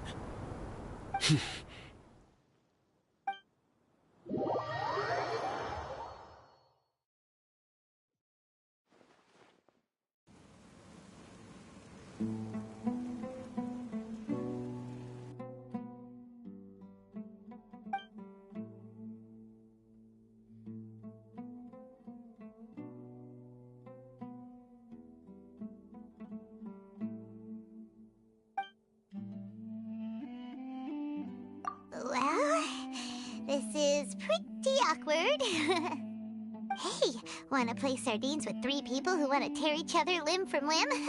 Sure, why not? Sounds fun. The air is so thick and heavy. Paimon can hardly keep floating anymore. My sincere apologies, everyone. This is the home of our village chief. I will have to ask you to make do with this small room until the sandstorm dies down. Please, let me introduce myself. I am Candace, protector of Aru Village. Our savior has come at last! Nice to meet you, Candace. The name's Paimon. Thank you so much for helping us. There's no need to thank me. It's only right to help each other when the weather gets rough. Wow, she's so gentle and caring, like a nice older sister. Unlike those guys over there. All right. Now that we're all better acquainted, we should return to the topic at hand. As a guardian charged with the responsibility to protect my fellow villagers from harm, I was observing your conflict from afar, even before the sandstorm started. And now that you have set foot within Aru Village itself, it is all the more my responsibility to make absolutely sure that you pose no threat whatsoever to us. So please, have an honest and sincere conversation with one another, and put your hostile feelings to rest. If anyone dares to start anything again while they are under this roof, I will not hesitate to send them out for some quality time with the creatures of the sandstorm. Oh, on second thought, Paimon may have misjudged Candace's character. And that goes for you too, Miss Dia. Do I make myself clear? All right, we got it, Candace. That's what I like to hear. So, which of you will begin? I was supposed to be a mediator, but I might have gotten a little too involved just now. Anyway, one of those two should probably start talking. Wait, that was you trying to be a mediator? I have nothing to hide, so there's no shame in explaining myself. While Alhaitham wasn't wrong about the other Matra not knowing my whereabouts, it's not because I've been assigned a morally dubious mission. Rather, I've chosen to exile myself. Huh? Exile yourself? A little while ago, I discovered that there was data missing in the Academia's project planning and development files. What little they did report clearly did not match the project's actual progress. As General Mahamatra, I had the responsibility and authority to request an audit. However, to my surprise, the person responsible for the erroneous data was none other than Grand Sage Azar himself. I tried to investigate the issue myself before submitting a formal audit request, but I soon found that all leads and potential pieces of incriminating evidence were carefully concealed from me. I began to realize that they were cautious of me from the very beginning. Unsurprisingly, the Grand Sage rejected my audit request as soon as the submission reached his desk. He even said to me, "The power of the General Mahamatra is granted by the sages. You have no right to judge us." So they really are up to no good. I realized then that to the Grand Sage, the Matra are nothing more than tools for the sages to assert and maintain their control over knowledge. The vows that we took, the principles that we strive to uphold, they are meaningless to the Academia of today. I believed it would be wise to flee the Academia before the sages had a chance to take action against me. This way, they can no longer see nor predict my actions. I will never give up on this investigation. There's no need for someone else to give me power or authority. Once I find the truth, I will administer judgment by my own name. Cyno seems to have the same goal as us. We're all investigating the sages. Plus, now that he's no longer the General Mahamatra, he somehow feels a lot less scary. Well, Cyno, if that's your story, then why did you see Alhaitham as a target? When I was investigating the matter in the Academia, I overheard a conversation between Alhaitham and a sage. The sages asked you to investigate a blonde-haired traveler. Do you dispute this, Alhaitham? What? Like many parts of the project, this assignment was undocumented. Now throw in your suspicious behavior with the Divine Knowledge Capsule, and I think we deserve an explanation. Yes. I was indeed tasked with investigating the Traveler. Alhaitham! After all, the promised reward was so great that hardly any scholar could have refused. The sage told me, once you've completed this assignment, I can give you a glimpse of divine knowledge. A most enticing offer. Unfortunately, those academics don't know me at all. Their words contained one key piece of information, namely that divine knowledge indeed exists. That gave me all I needed to know. From my perspective, the sages are far from trustworthy. Think about it. Isn't it a little strange they're so willing to share divine knowledge with anyone, even as a reward? So, I began my own investigation following the lead of the Divine Knowledge Capsule. In the end, I realized my wisdom in committing to this rather than collaborating with the sages. Had I been less guarded, I probably would have ended up like that Ain al-Ahmar mercenary, incapable of remaining sane for long enough to hold a conversation. You mean that the sages originally planned to dispose of you, using one of those capsules that drive people insane? I'd already given up on the assignment by then. I only told the Academia I was waiting in Port Ormos for you to appear so they wouldn't suspect anything. So it came as quite a surprise when I encountered my erstwhile target while investigating the Divine Knowledge Capsule. Criminals do love to talk about coincidences. Even though I ran into the Traveler by chance, I had no intention of providing assistance to the Academia. Also, you should remember, You were the ones who decided to follow me and strike up a conversation after I left that tavern. That's true. Alhaitham helped us out at Caravan Rebat as well. Maybe he's telling the truth. I'm willing to apologize, if that's worth anything to you. I took the Divine Knowledge Capsule behind your back because I judged its existence to be a significant risk. I felt that it would be best for no one to interact with it before it had been properly studied. After all, curiosity often proves to be the most dangerous thing in this land. You should be well aware, Scribe Alhaitham, that curiosity can also lead you to danger and suspicion. Answer me this. Did the sages share any information about their project with you? Have I not made myself clear? You and I are both distrusted by the Academia. Do you really think they would tell me anything? Fine. Although you haven't completely proven your innocence, I won't regard you as an enemy, for now. As you wish. Good. I'm glad to see you two clearing up your misunderstandings. And now you, Dia. I believe it's your turn. Oh, sorry. Whatever the boys were talking about must have been so boring that I spaced out. My situation is pretty straightforward. My employer, Dunyarzad of the Homayani family, is friends with the Traveler and is currently recovering from her illness at home. I had nothing going on, so I decided to return to Aru Village for a visit. I was actually looking forward to a pretty exciting time getting back together with everyone here. But then I saw these two random guys in the middle of a pointless argument. It ticked me off, and things went downhill from there. Is that all? Well, I will admit that definitely sounds like your style. In that case, welcome back, Dia. That's more like it. I missed you all so much, Candace.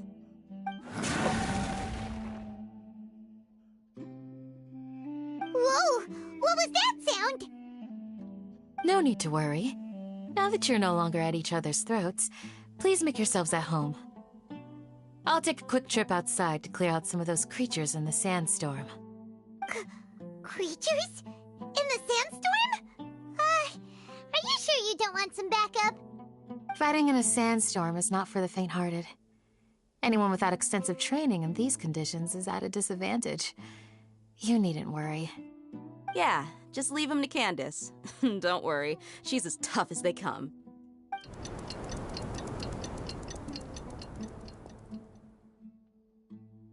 The wind's died down. That means the sandstorm's over, right? Candace still isn't back yet, though. Is she alright? Maybe we should go out and check on her. When you put it that way, even I'm starting to feel a little worried. All right, let's go. We've been here long enough, and the boys are as chatty as the floor.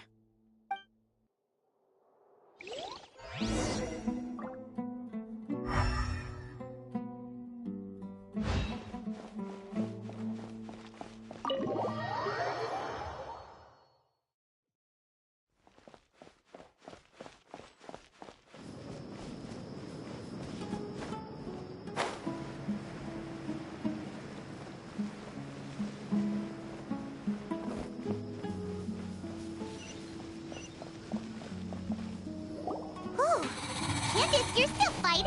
You've been out here dealing with these creatures the entire time? Yes. They just keep coming in waves. I've lost count of how many I've defeated. Before I realized it, even the sandstorm had stopped. Ah! Here comes another wave! Leave this round to us. I got interrupted earlier, but now I have something to take my anger out on. It's been quite a while since I've seen the Flame Mane in action. I'll leave these to you then. I'll be sure to put on a good show. Let's go! Spring forth! Rest and rebuild! By royal decree!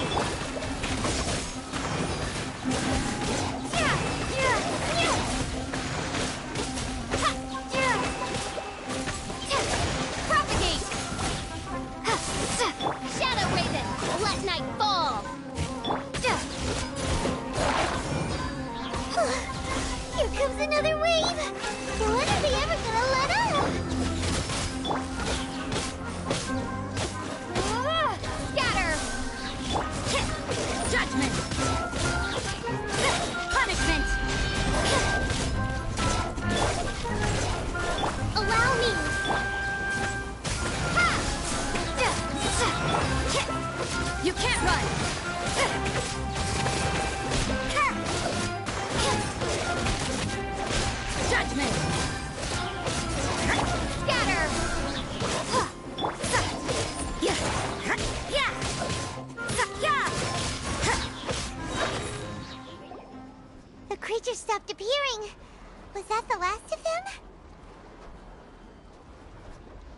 What we fought just now was probably the aftermath of the sandstorm. So we should be safe for the time being. Well fought, everyone. No injuries, I hope. Huh? Who are you? Ah, my apologies. I haven't had a chance to greet you yet. I had my hands full taking care of the village's elderly and children. I am the chief of Aru Village. Everyone usually calls me Uncle Anpu. Sir, I am also originally from the desert, but I have not been back for some time now. May I ask if such sandstorms are common? I can't say they've always been common, but recently the storms have become increasingly severe and frequent. Besides sandstorms, we also occasionally get earthquakes. According to an investigator who stayed in the village a while ago, these unusual natural phenomena are related to the withering of Irminsul. Another effect of Irminsul's withering. So, Irminsul's withering causes withering zones in the forest, and sandstorms and earthquakes here in the desert? Everything in the natural world is inextricably connected to Irminsul. These regional symptoms can indeed be a reflection of Irminsul's present state. Everyone in Aru Village needs to take good care of themselves. Speaking of which, why haven't I seen a single village keeper since I got here? Village keeper? Who are they? Village guards like Candace? Does your curiosity know no bounds? Village Keeper is how Aru Village refers to mad scholars exiled here by the Academia. Most of them are scholars who lost their sanity after a period of training in the Avidia Forest. The Academia believes that their crazed mutterings may have a negative effect on the psyches of other scholars. So, they're forcibly exiled to the desert. Though if you ask me, it's all a boatload of nonsense. Alas, that's exactly what we've been trying to investigate. One by one, the village keepers have been mysteriously disappearing without a trace. But no one in the village has ever seen them leave. If you're planning to stay around the village for the next few days, I'd appreciate it if you could keep an eye out for them. I've had encounters with those people in the past. I'll see what I can do to help. The Matra are the ones responsible for their exile. Now that you're no longer with them, are you trying to alleviate your guilt and atone for your past sins? I'm fascinated by how you think. Mock me if you will, but if you are guilty, I will eliminate you, regardless of my position or identity. Oh, you're the former General Mahamatra. You must be an expert in these kinds of investigations. Thank you for your help. Is it because you're reminded of Hypatia? Oh, these poor scholars. First they lose their sanity, now this! We need to help get them back home, safe and sound. But, is it really a good idea to tag along with Cyno? You seem like you really don't trust him. I'll be grateful for the assistance. No doubt you will do a better job than some of my former subordinates. Let's start by finding a spot to share what we know so far.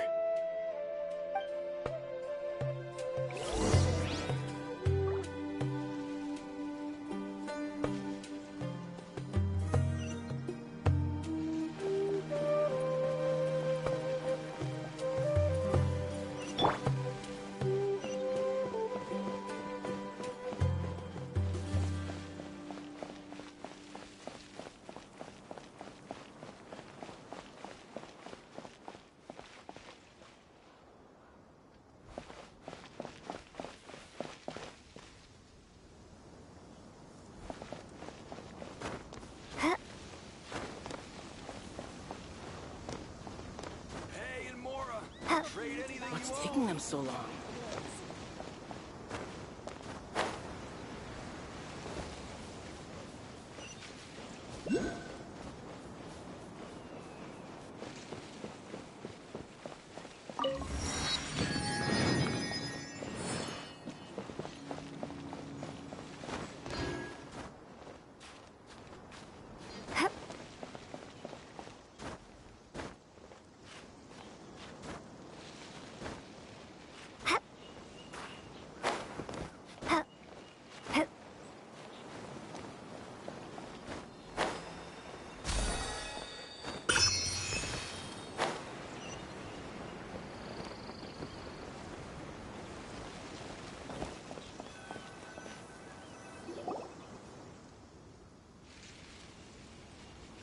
Although I've sent myself into exile, I'm still doing essentially the same things as before.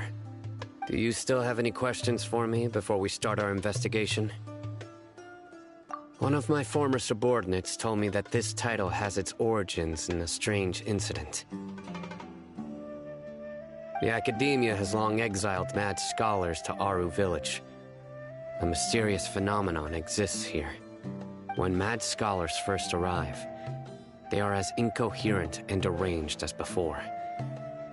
But after spending some time here, they invariably begin to calm down. Initially, the people of Aru Village greatly resented having to take in the mad scholars. But a strange incident one night changed that. Aru Village was struck by the strongest earthquake in living memory. Seeing buildings on the verge of collapse all around him, the then chief of the village was preparing to take everyone to safety.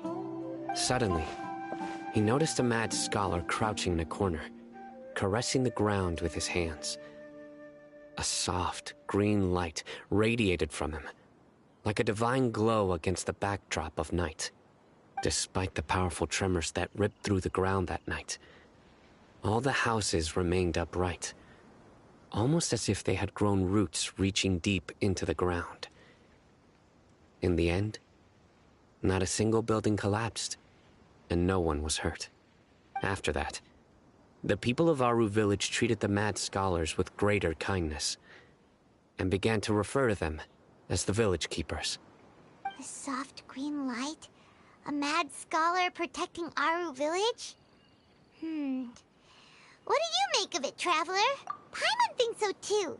Actually, Cyno, do you know if any of the mad scholars continued to wear their Akasha terminals at Aru Village? In theory, they would continue wearing them so the Academia could still monitor their activities.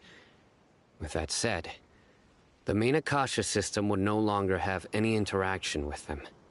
Oh, no wonder! Everything makes sense then! Add in the fact that they calmed down, it was probably Nahida who calmed them. If you are able to draw a conclusion from this one story alone, then it appears you possess much more information than I do. So, what do you make of the story? Really? Lesser Lord Kusanali. What? You don't believe us? Lesser Lord Kusanali was definitely using the Akasha to give her power to the mad scholars! No, it's not so much that I don't believe you.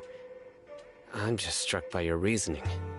Lesser Lord Kusanali, the current Dendro Archon, is she really active in Sumeru? The Academia has always placed far greater importance on the late Greater Lord Rukkhadevata.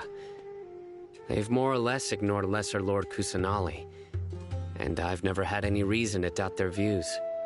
In addition, I've never heard any stories about Lesser Lord Kusanali and her deeds.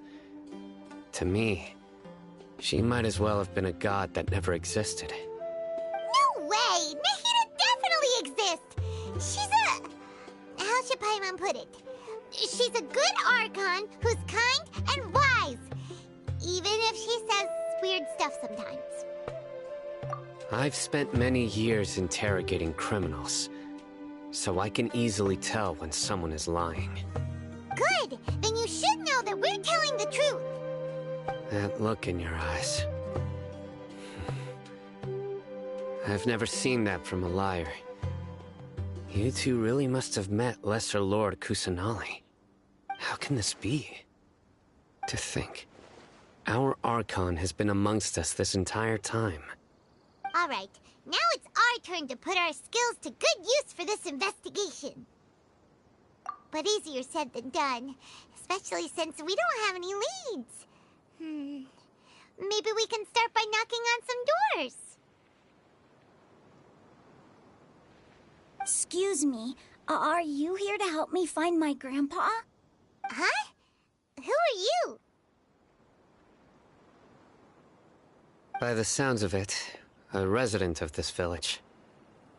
My name is Isak. you'll help me find my grandpa, right? Is your grandpa a mad scholar? Hey, don't say that. Grandpa is just Grandpa. Why do you have to call him that? It's not like he's a bad person or anything. The person you're referring to is not a local, yet you are. Why do you call him Grandpa? Grandpa is just Grandpa. He's my family. I heard everything you said to the village chief. Please, you gotta take me with you. I want to find my grandpa. I swear I'll help. I won't be a nuisance. Ah, so you're the one who was eavesdropping on us around the village chief's house. I was planning to go out and take care of whoever it was, but I had a vague feeling that they didn't harbor any ill intent. Whoa. Hatham wasn't kidding about Matra having sharp senses. Sino, he's just a kid. All he wants is to find his grandpa. Let's find a way to help him. Sorry. I was only listening in because I wanted to know where Grandpa went. Honest. If you don't believe me, you can ask Miss Candace. All right. But first, let's confirm the facts with Candace.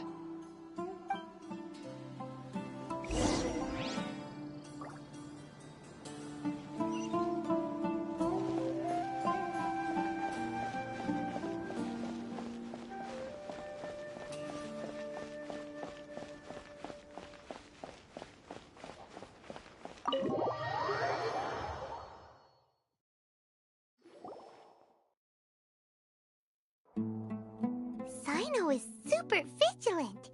Is this what all the Matra are like? Ah, you're back already. We just wanted to confirm something with you. Do you know a boy by the name of Isak? I had a feeling he'd go looking for you. Huh? You knew this would happen? Yes. Although he tried his best to stay hidden, I still noticed him eavesdropping outside the window. He really wants to get his grandfather back. Isak's parents were both Aramite mercenaries who rarely returned to the village after finding employment in the city. He was raised by his grandfather. Unfortunately, it was only a few years before his grandpa passed away. Isak was still very young at the time, so various families in the village took turns caring for him so he could survive. Later, an elderly mad scholar arrived at the village. Isak thought the scholar bore a striking resemblance to his grandfather, and thus often spied on the man. However, the scholar was unkempt in appearance and incoherent in speech. Although Isak referred to the man as his grandpa, he was afraid and didn't dare to approach him. One summer night, the oft mumbling and bumbling grandpa suddenly calmed down and seemed to become more lucid. He even noticed Isak hiding in the distance. So Grandpa walked up to Isak and patted him on the head. He even took Isak to the entrance of the village, where he patiently taught the boy the names of the stars, and accompanied Isak until he fell asleep. The next morning, Isak woke up and wanted to go find his grandpa again, only to realize his grandpa no longer recognized him. However, even so, Grandpa retained his calm expression. It's said that those who saw the scholar claimed he no longer appeared to be crazy, but appeared to be living in his own world, almost as if he were sleepwalking. Isak was thrilled that his grandpa was able to find peace, and would follow him all the time, asking him things like, "Grandpa, want me to take you somewhere fun?" Or, "Grandpa, could you tell me stories about the stars again?" All this somehow just makes Paimon feel really sad. It seems like they both deserve so much better. Perhaps. Nearly everyone who lives in the desert has some form of hardship or regret.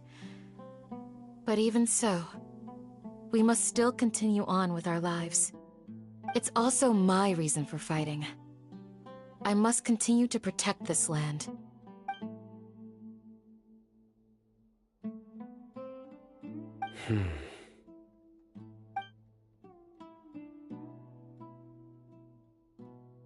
Maybe the people have always had a considerate god watching over them. Huh? What did you say, Sino? No, nothing. As long as Esau keeps his word and doesn't get in our way, we can take him along. Perhaps you are more compassionate than I gave you credit for. Please accept my thanks on Isak's behalf, Sino.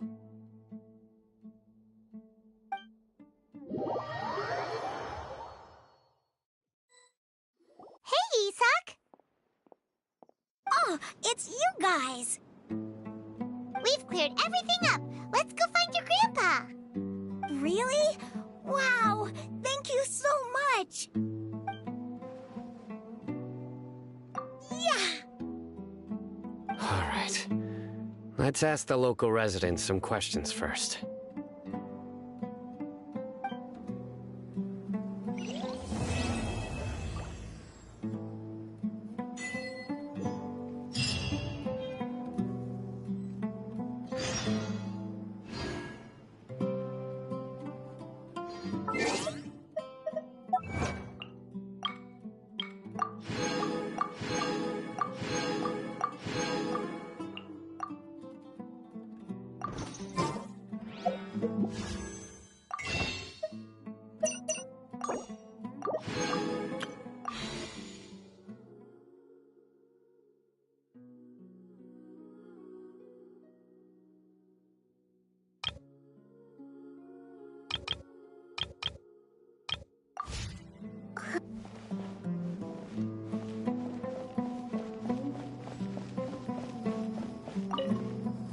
Excuse me, did you happen to see where the missing scholars went? You mean the village keepers? Oh, let me think. When I was eating dinner the other day, I saw one of them by the side of the road, muttering away and eating mushrooms and tree roots. They shouldn't go around eating that kind of stuff. Okay. Did you notice anything else? Anything else? No, I think that's all I have to tell you. Sorry.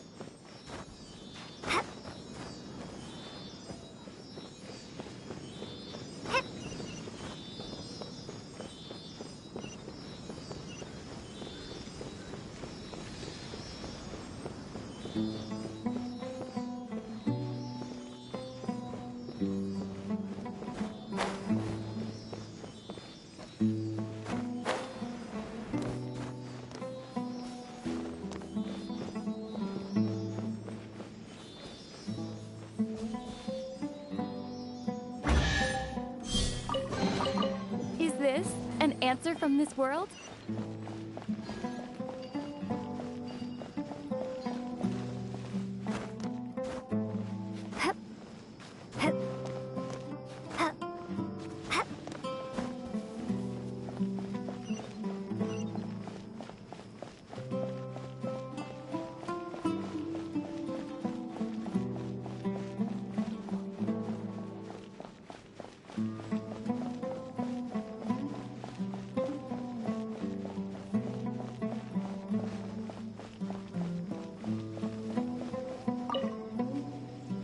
The scholars that have gone missing. Have you seen them? Those eyes. Those fierce eyes. You look like a real fighter. Don't change the subject. Right. You were asking about the Mad Scholars. I think it's been a few days since I last saw them. I usually go to bed pretty early, so I'm not too familiar with what goes on at night. But honestly, I feel quite sympathetic towards them. Even though they act a little strange, they've helped me in the past. If it weren't for them, my house would have collapsed long ago. Do you also think Grandpa and the others are good people? Grandpa? Oh, hello there. It's little Isak. You mean that nice man who looks like your grandpa's long-lost twin, right? He was actually the one who protected my house. I saw it with my own eyes. He happened to be staying near my house that day and was doing something with his hands on the ground. It still feels pretty surreal now that I think back on it. Did someone teach them how to do that? Well, whatever the case, I'll always be thankful to him and whoever taught him to look out for others. I'm pretty sure that if I ever went mad, I wouldn't be able to do anything like that. Gotcha. Thank you.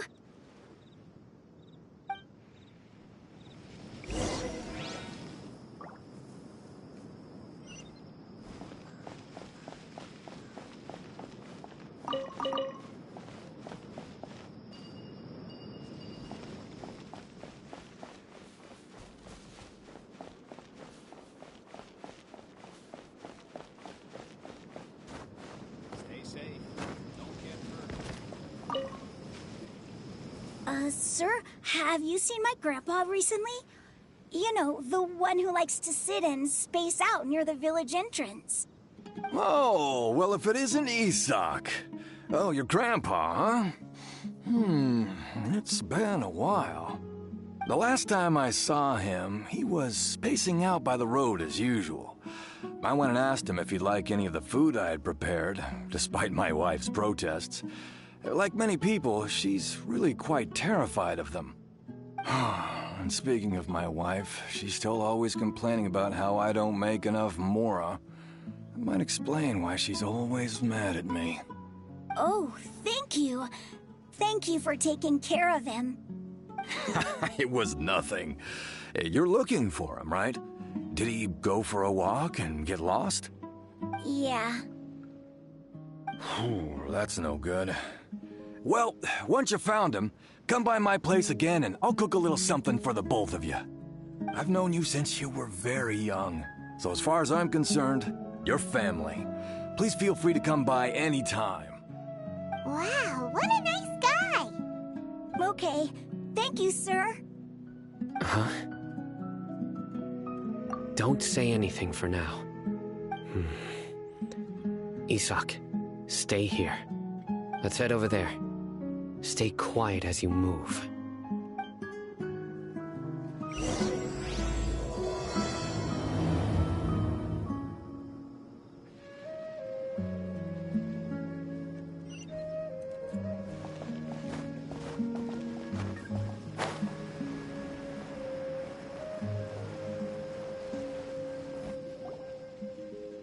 Listen, see if you can make out what they're saying. Have you heard? The mighty Scarlet King, the sovereign of our faith, will soon return to this world. Yes, of course I have. The Scarlet King is the one and only true ruler of this land. I've never believed in any other gods.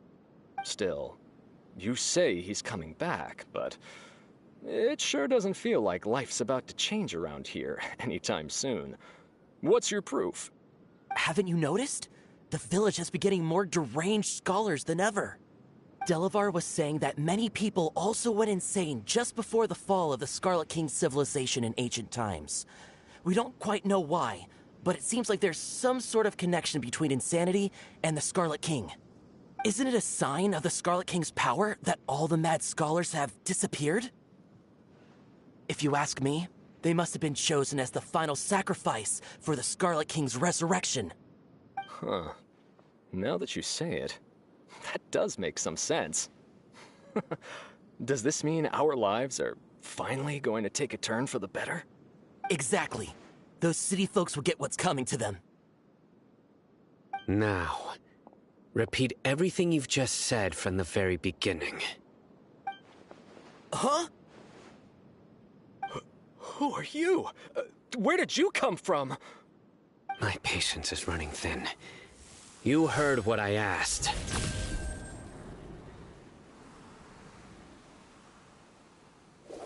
Yeah, bro, this guy's something else. Just look at his eyes. One wrong move, and he's gonna flay us alive. Let's not get on his bad side, okay? I am no match for this guy. Oh, okay, good sir. What is it you would like to know?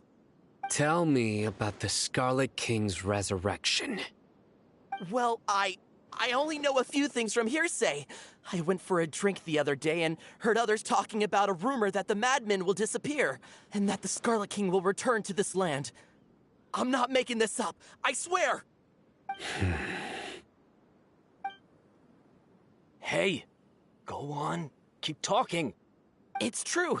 It's all true, sir. We desert folk have had more than enough of those people at the Academia. They keep sending us all their mad scholars and won't let us have a good life. Would you want to live like this if you were in our place? The radicals were even more thrilled than me when they heard the news. We're all praying for the Scarlet King's speedy return. Delavar also said that once the Scarlet King returns to our side, it's only a matter of time before we conquer the land on the other side of the wall. They're all willing to serve under the Scarlet King and fight for a share of the glory. Is that so? Seems like he still wants to know more. Keep talking. Got it. At first, I told myself it was just the drink talking, but then all the mad scholars vanished without a trace, just as the rumors said. Please don't beat me up just for mentioning these rumors. If I'm guilty, then everyone else around here is also guilty. I'm just saying what the others said. The people here really like the Scarlet King, but dislike the Dendro Archon. Where is this radical person you talked about? I haven't run into him over the past few days, so he probably hasn't been around the village. What about you, man? Have you seen him at all? No, not at all. We wouldn't dare lie to you. He's really not here right now. Sounds like you're not too close with the radicals. No, of course not. All we know are their names. I have many ways to stop you from talking. And many others to stop you from sending warning messages. So you'd best just stay home and hope I don't hear of you trying to contact anybody. Don't do anything until I've gotten to the bottom of this. Try something foolish, and even Candace won't be able to protect you. Yes, got it. We'll do just as you say. That scared Paimon half to death. Cyno is pretty terrifying. He didn't try to reassure us at all. It's like he's used to hearing that. Oh, Paimon bets lots of people have told him that before.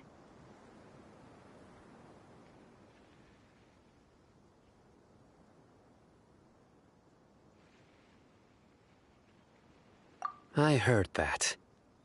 Sorry.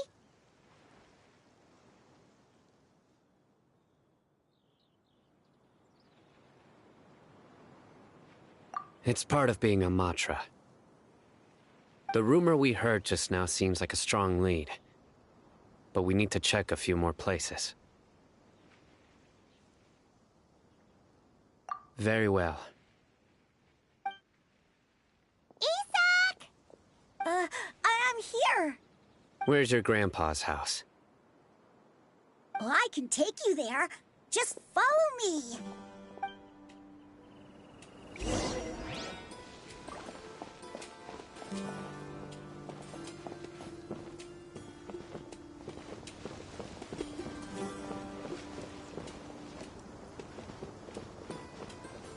Grandpa, oh, he likes to be alone.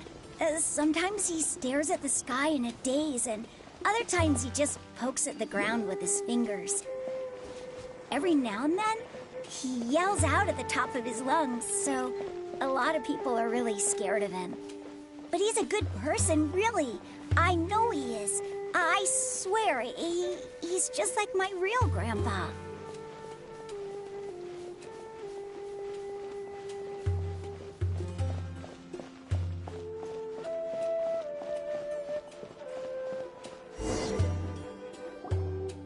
Well, this is where Grandpa usually stays.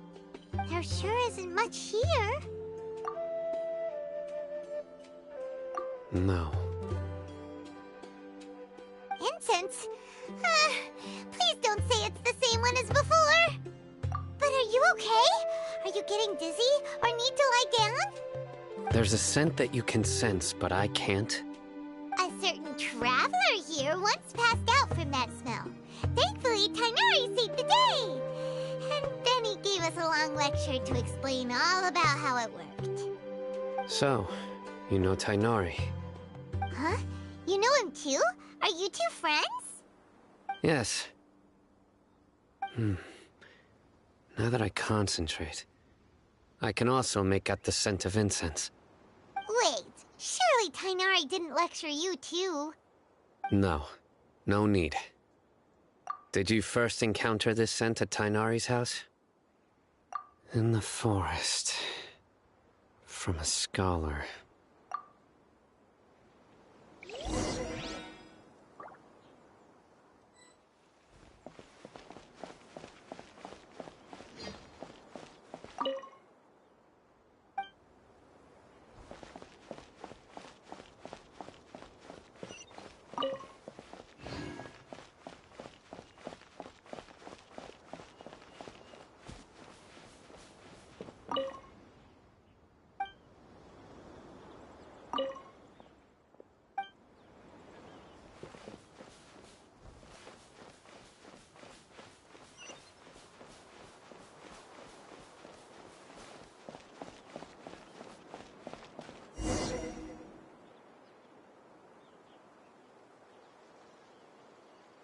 What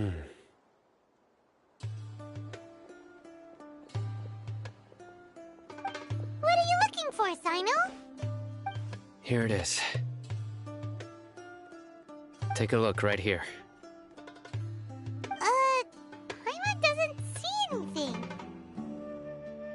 Although the traces have been completely buried in the sand, there are footprints here. From the size and shape, they belong to an adult male. This pattern is a common one from this area. Local shoes. This was probably someone from the village. The scent is quite faint, but still extant. The footprints head in the direction of the door. But who would come looking for Grandpa? He doesn't have any friends. We'd have to ask whoever lured him away with the incense. Huh? So you can lure someone away with just a scent? Hey! What's wrong with liking good food? Everyone's got something they love in life. Exactly. Most scholars are fond of incense, since the smell supposedly helps them clear their minds and discover new knowledge. Even deep within the clutches of madness, they still yearn for their knowledge-seeking days, and will follow the scent whenever it presents itself. No, Grandpa. So, someone's taking advantage of their weakness? Huh. Still, why would anyone want to abduct all the scholars? Are the rumors really true?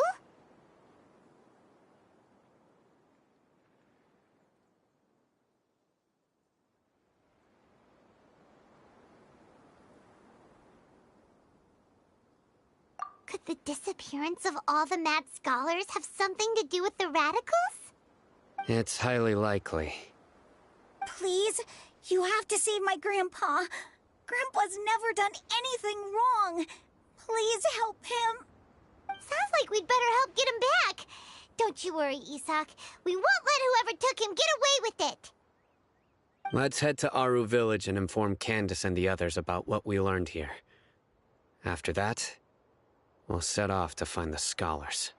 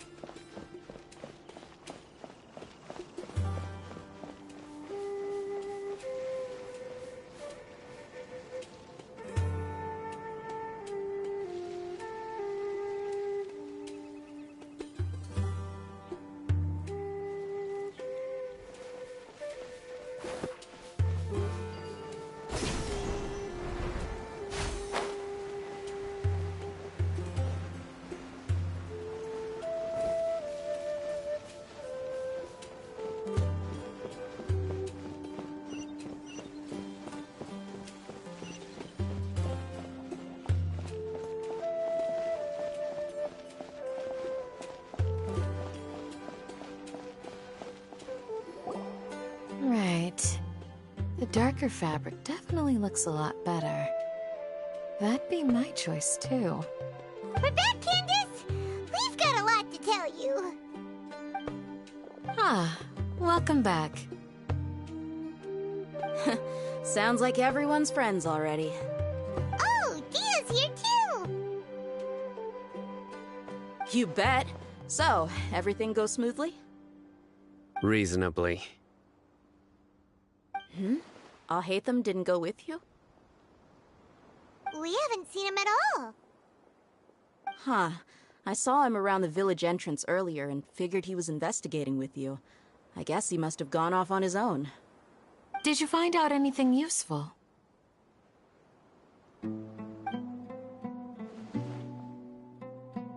I see. So someone used a kind of incense to lead the exiled scholars away from the village.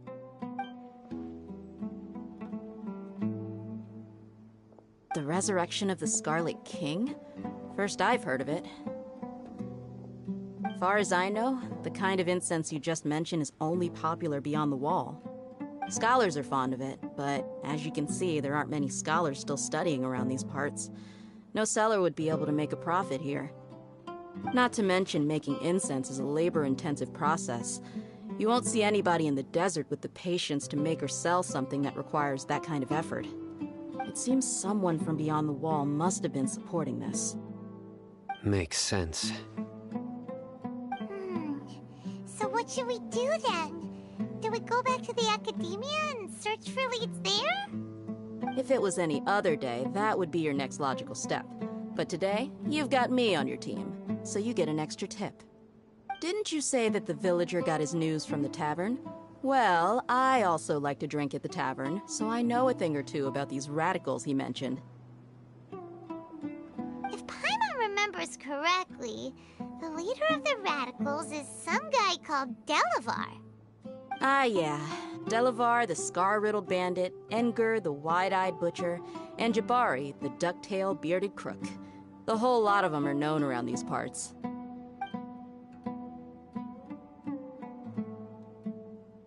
These guys have one thing in common, and that's being broke. The rougher life gets, the more they want to believe in the Scarlet King. Way they see it, the Scarlet King's resurrection is their only chance at overthrowing the Academia. Throwing all of Sumeru into chaos is the only way to change the way of life here in the desert. Anyway, that's my guess why they've chosen to become radicals. Tia! You're amazing! You really know this place inside and out!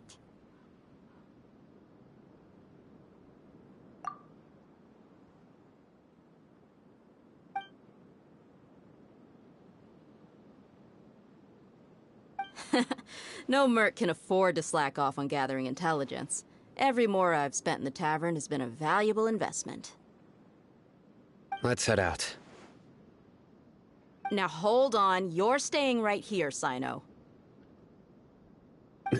Why? Aru Village is not a big place. Outsiders stand out here like a sore thumb. I'd bet word about you has already gotten out. The desert is unforgiving, so the way of life here is also a lot tougher than on the outside of the wall. You survive on making connections out here. Compared to you, mercs like me are just third-rate amateurs. I've got no actual fighting skills to speak of, but that also makes it a whole lot easier for me to gain the locals' trust.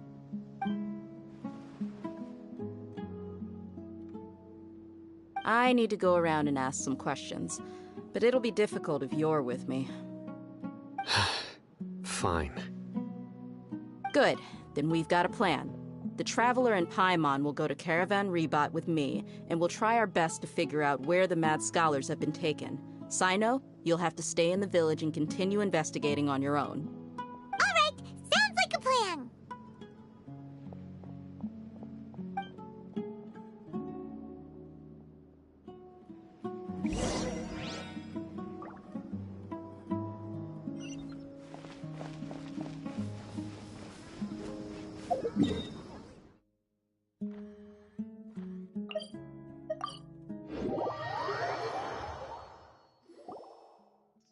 Well, here we are again.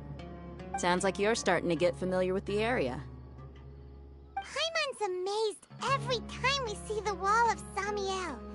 How can a wall this tall even exist? It's almost unreal. I know what you mean.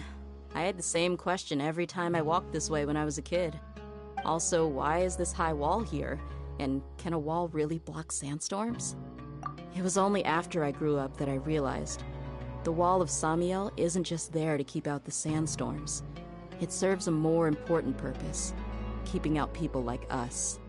Sumeru is run by wise and mighty sages. To them, us desert dwellers are nothing but tools that can be used and discarded at their whim. We're cheap labor, like livestock, but easier to control. Nothing more. Even if a child from the desert got the chance to obtain an Akasha terminal, almost all their requests for knowledge would be denied. The Academia believes we're underserving. Geniuses like Sataria are 1 in a million. The other children never get a single chance to try and rewrite their fate.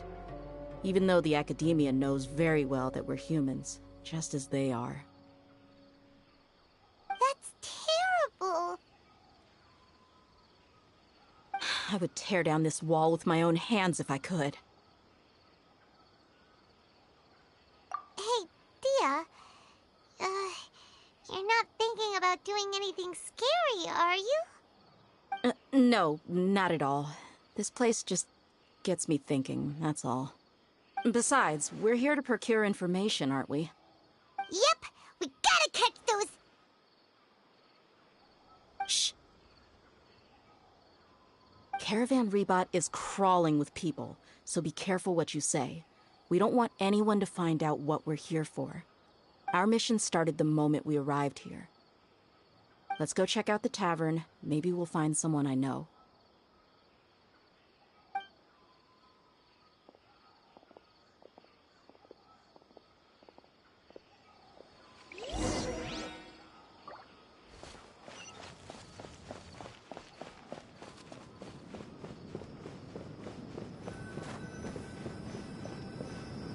Just our luck.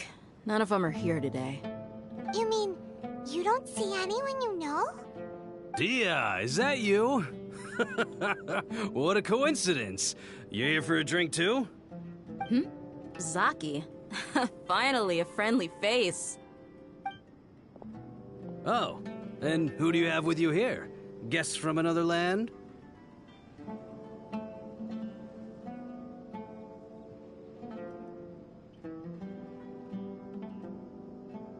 Hello. I'm Zaki. Dia's, how would you put it? Drinking buddy? We've had drinks together a few times. You could say we go back a ways. Anyway, as far as my friends here, they aren't too shabby, are they? You rarely see any Outlanders so friendly and respectful nowadays. Absolutely. Much better than those people on the other side of the wall. So, Dia, are you looking for someone? Yeah. Have you seen Engur, Delavar, or Jabari recently? Of course I have. Matter of fact, we were all here drinking together just a few days ago. I've got a spice trading deal from another nation. I thought maybe Delavar and his friends might be interested. Know where I could find him? Ah, how thoughtful of you. Then I assume you also know that Delavar's been having a hard time making ends meet these days, so you came here to help him out? Hey, keep it down. Let's just say I prefer to keep this deal a secret. Y'all at Caravan Rebot are like family. If there's more to be made, why not do it together? Besides, Delavar and his friends have muscle. They'd be a good fit for escorting the goods. Yes, how considerate of you. Delavar's my friend too, so of course I can take you to him. Come with me.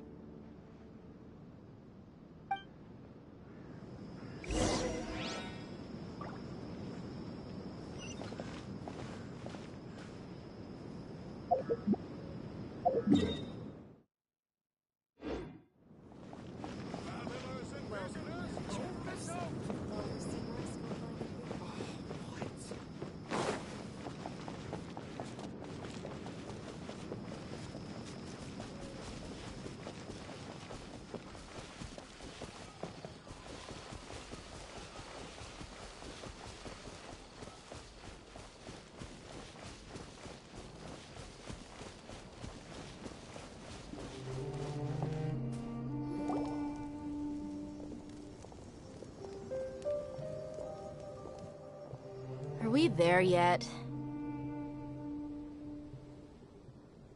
Yep, this is the place. This place is practically deserted. What are they doing in a place like this?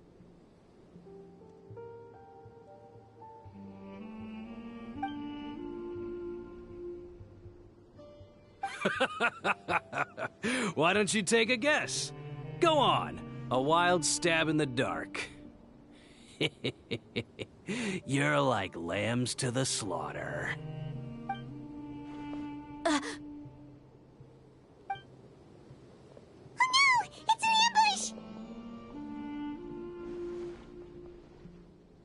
ambush! What's this all about, Zaki?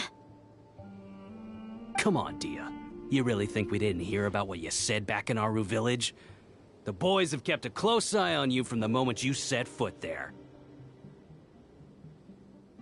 Not only do I know that you're looking for Delavar, I also know that you've teamed up with people from the Academia to look for the missing scholars. So, you've been watching us from the very beginning? Uh-oh. Paimon knew leaving Sino behind was a mistake! And you left the strongest one in the village, didn't you? Who do you think you are? You really thought we'd fall for your little business deal nonsense?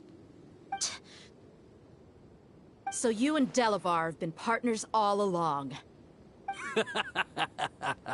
Dia, I guess it's only natural for a traveling mercenary like you to be out of the loop. Those of us who hang around the tavern have stronger bonds than you think. But you got one thing right. We're all looking forward to an uprising in Sumeru. There's nothing more we'd like to see than the desert folk overthrowing the Academia. If that's the case, then I'm sure Delavar wouldn't miss a second of it.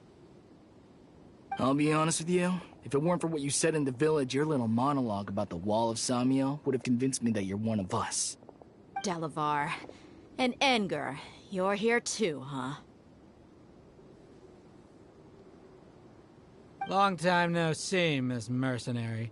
You should have known the traitors are what us followers of the Scarlet King despise the most. Dia, I thought that you, a fellow desert dweller, would understand that the Scarlet King is greater than the Dendro Archon. Little did I know, you don't deserve to join us. Yeah, gee, what a missed opportunity. Adopting radical views and kidnapping innocent scholars, all because of some baseless rumors. Anything else I'm missing out on? See? There you have it. Mercenaries are just a bunch of faithless scum with only one thing on their minds. Mora. Pathetic. You're all like a pack of street rats. You're not wrong. Mercenaries are driven by Mora, and my faith lies with whoever's paying me. As long as there's a profit to be made, anyone can become my friend. Enough talking! Get him!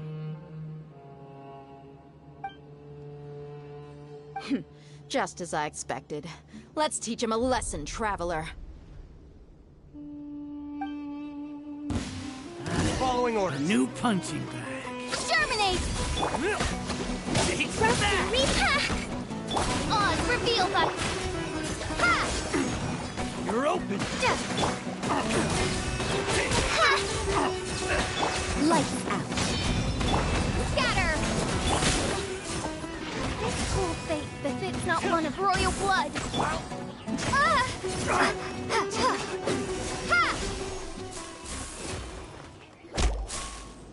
Impossible! How could you? So, what do you think about your meticulous network now, Zaki? How did you say it? It's only natural for a traveling mercenary like me to be out of the loop. I'm guessing your informant told you that I'm just an incompetent merc with no real fighting skills, correct? I mean, that is what I said after all. And of course you would believe everything he reported. The only thing you know about me is that I'm a mercenary, but you've never seen me in action. Even though you heard we went to handle monsters together, you believed that Candace was the only one doing all the real fighting. That so-called Flame Mane is just a fraud. She admitted it herself. She just uses her connections to gain the trust of others. That's what you thought, right? Ugh. You lied in the village because you figured that we'd have people watching you. And you were stupid enough to fall for it. I figured as much the first time we drank together. You all thought you were so smart. Pathetic.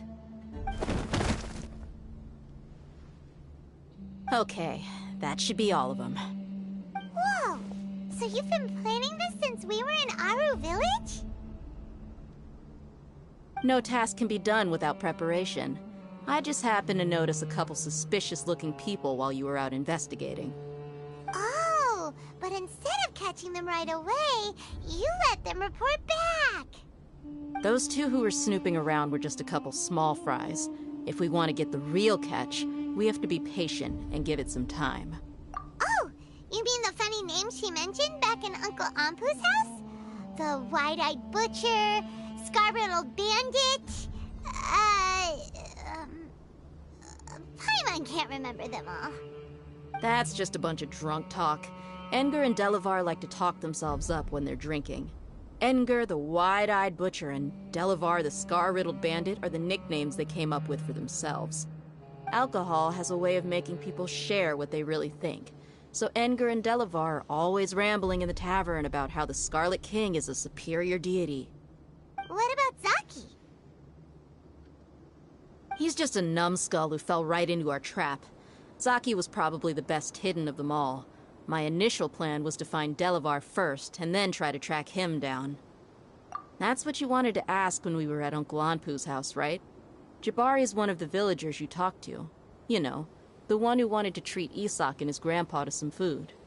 Wait, so he's a radical too? No, he isn't. I just needed to tack on a random villager name to make the eavesdropper think that I was making some wild guesses based on my impressions. Wow, what a genius idea! Well, that's an expert mercenary for ya. Ah, you're too kind. It was straight from the usual playbook, if I'm honest. So, that thing you were saying before, is it really true? Hmm? About what? About how mercenaries only care about Mora, and that anyone's a friend as long as there's a profit. Does that bother you? What makes you so sure?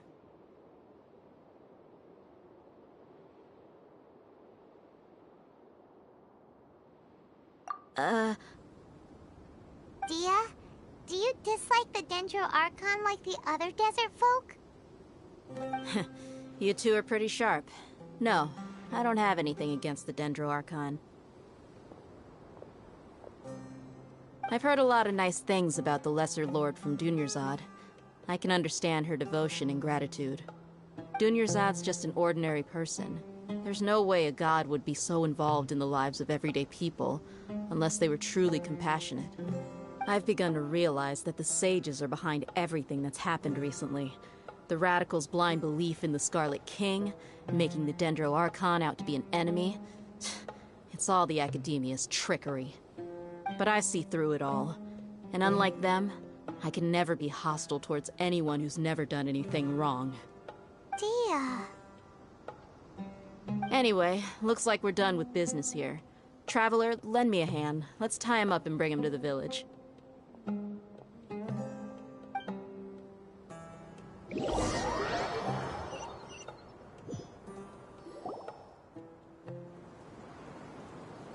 This should be all of them. I'll let you take it from here. All right. I'll be in touch. Until then, please stand by. Candace, do you need any help? Candace will be okay on her own. I trust her, so you can too. She's been guarding Aru Village for quite some time now. If anyone is qualified to question the offenders, it's her. While I'm questioning them, why don't you pass some time by exploring the area? I'll meet you back here tomorrow morning, Traveler. As for these idiots, let's just hope they live to see another day.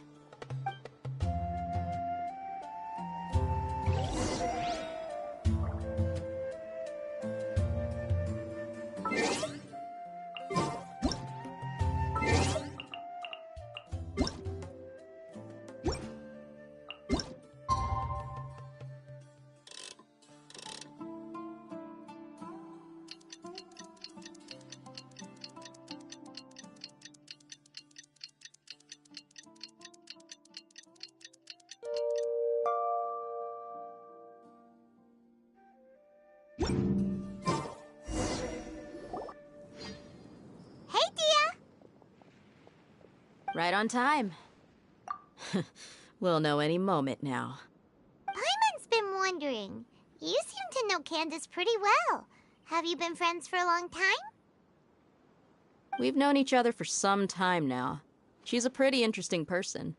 Even though she's an extremely strong warrior, she never misuses her powers against others. Oh, Paimon knows what you mean.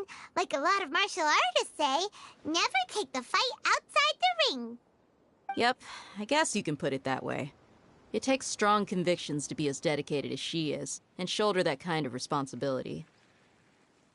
Us mercs, on the other hand, we pretty much live from one day to the next. Well, Paimon thinks you're great, too. Really? Thanks for that.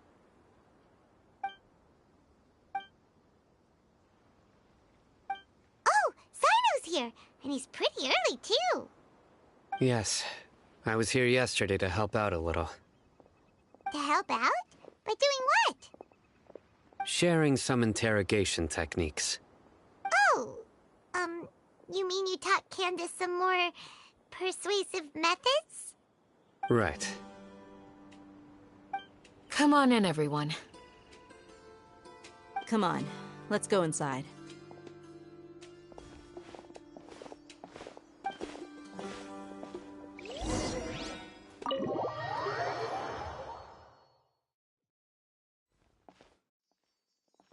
Candace, where...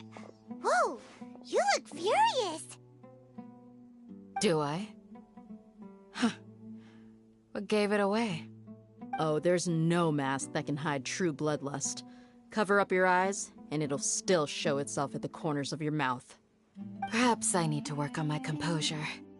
Still, it's perfectly understandable why I'm angry. I'm sure everyone present would agree. Yes, ma'am. Please, don't beat us anymore. We're gonna die. Well, looks like Cyno taught her well. You fear death yourselves, yet you do not hesitate to place the lives of others at risk. The absurdity is mind-boggling.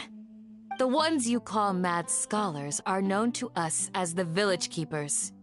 They are vital members of our community, and some even count them as family. You come here to my village, and you treat my people as nothing more than stepping stones towards your goal. Tell me, what would you do to you in my position? Mercy! Please have mercy! You've made your bed. We may both be desert dwellers, but there is one thing that I understand better than you. The resurrection of the Scarlet King will only result in war. And war serves no one. The people of Aro Village care little about which god is in power. Life may be tough and tiring, but we wish to preserve our way of life. A war would only cause us to lose all that we have. And that is not a responsibility that you can afford to shoulder. We understand. We're sorry! I'll tell you everything I know, please. Just let us go. I'm listening. You might not believe this, but it wasn't us who came up with this idea. Someone was spreading rumors in the tavern. That's how we ended up hearing about the Scarlet King's resurrection. Some mystery man told us that mad scholars will make the perfect sacrifice to usher in the Scarlet King's resurrection. They give their lives, and we can get anything we wish for. They're called Village Keepers. Slip up again, and you'll regret it. Yes, sorry. It was all that mystery man's doing. He told us to spread word about the Scarlet King's resurrection and talked us into helping him. In return, he said he'll help facilitate the resurrection process. I'm not sure. That's one. Huh? One what? Strike. You get a total of 3. Then, you die by my hand. Wait, I'm telling the truth. We don't know anything. It was all him. 2. He got us to lure them out of their houses in the night with some kind of incense. We take them to a junction outside the village. Then the mystery guy takes them from there. You gotta believe me, please. I'm telling the truth, I swear. Just ask them if you don't believe me. That was indeed the truth. Traveler, go on.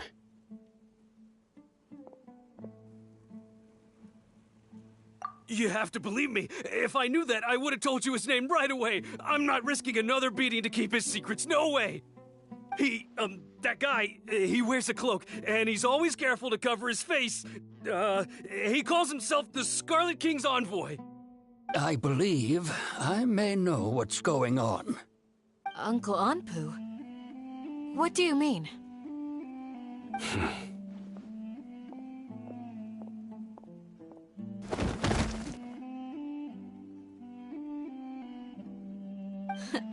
Smooth. Okay, speak.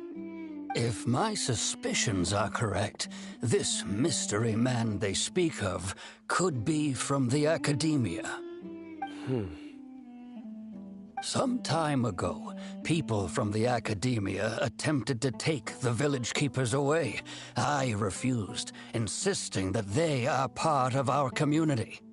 It strikes me now that this secretive character shares the same goal they had.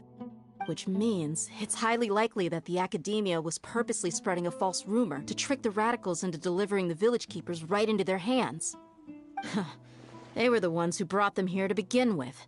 Now they're trying to take them back? We aren't gonna let that happen. Not the Academia again.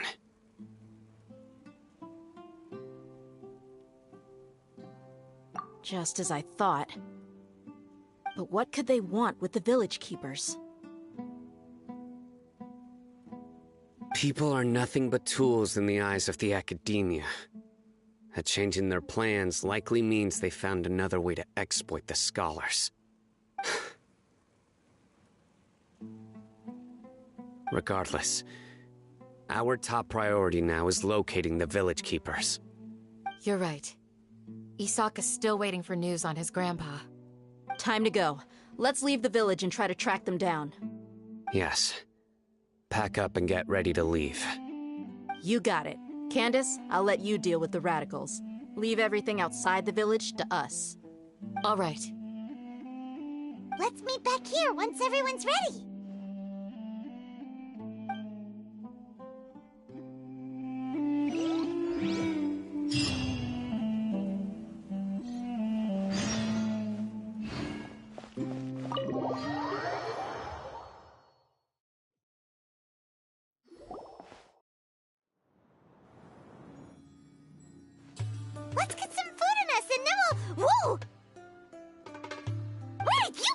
them!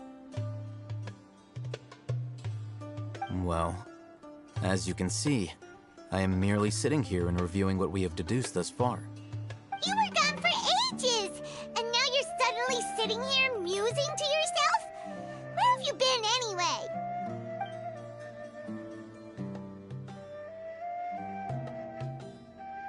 Hey, what's with the silence? You never think things through before asking questions. I'm giving you some time to make up for that. Paimon's so mad! Paimon's gonna give you an ugly nickname!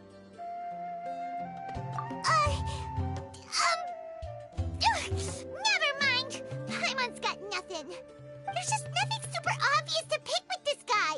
It makes it so hard. Well, you've heard nothing to suggest I left this whole time.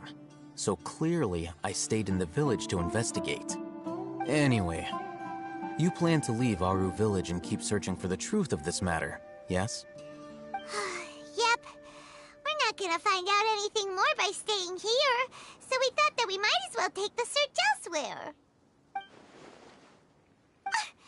Enough with the silent treatment! No. I'm just surprised that you decided to team up with him. Alhaitham, you haven't helped us out at all ever since we arrived at Aru Village. Bold of you to question our choices. Yeah, you're all talk! While you were investigating, I had my own work to do, which I've now finished. Really? Paimon doesn't believe you.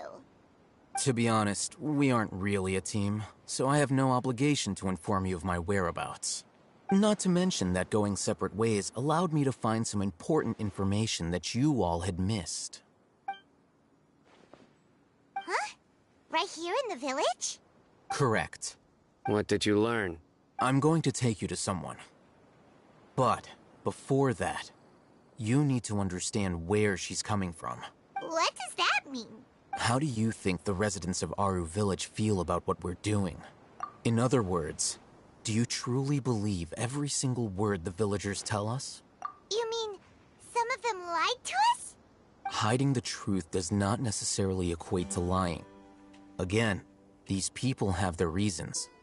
Remember what Gandis said? Most people in Aru Village don't necessarily care which deity is in charge of Sumeru. That's because whether the Scarlet King or the Dendro Archon has power is of little significance to them. By contrast, the perils of their daily lives are ever-present concerns. They won't simply share everything they know with you without good reason. That's why you believed there was no further information to be found in this village. Glad you're following along. Among those you have talked to, there's someone who was consciously keeping you out of the loop. In fact, she's been observing your every move since you arrived. The reason being, to someone who only wants to live their life in peace, any external factors introduce unpredictability into the equation. Those eyes. Those fierce eyes. You look like a real fighter. Don't change the subject. It's quite obvious that she's intimidated by Cyno's authority and strength. Right. You were asking about the Mad Scholars. She corrected herself mid-sentence because she's aware that there are Scarlet King fanatics in the village.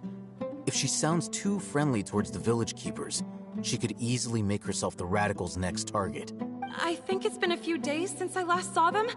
I usually go to bed pretty early, so I'm not too familiar with what goes on at night. Remember? She made a point of denying her involvement in anything that occurs at night. But honestly, I feel quite sympathetic towards them. Even though they act a little strange, they've helped me in the past. If it weren't for them, my house would have collapsed long ago. After speaking to the village chief, it became clear that the village keepers had protected Aru Village at night. In other words, the young miss was very much awake during that time. Then why would she lie? By getting involved with an outsider, she risks drawing unwanted attention to herself. As for why she might be so wary about all this, maybe you should ask her. I'll pass on this one. You said that she is afraid of me. If so, it's best if I stay out of this.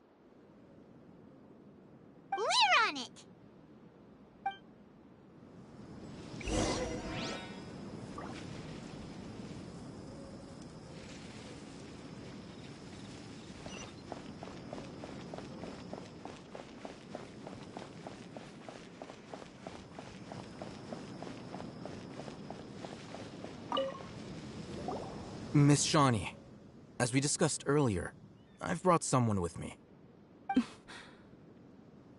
Mr. Alhaitham, I'm aware of where you stand, but how can I make sure that your friends think the same as you? Huh? What do you mean? We need to clarify our stance or something? Go ahead and talk to her. You'll get the answers you want. Go on. Earn her trust. Is it really that simple? May I call you Traveler? Hi, Traveler. I want to ask you something. Do you think the resurrection of the Scarlet King can truly change Sumeru for the better? Why's that? That's very similar to what Miss Candace says. I know you two are friends. That's why I'm willing to talk to you, even though I do have some reservations. Before, I wouldn't even have the courage to ask something like this. Traveler, do you believe our lives will get better?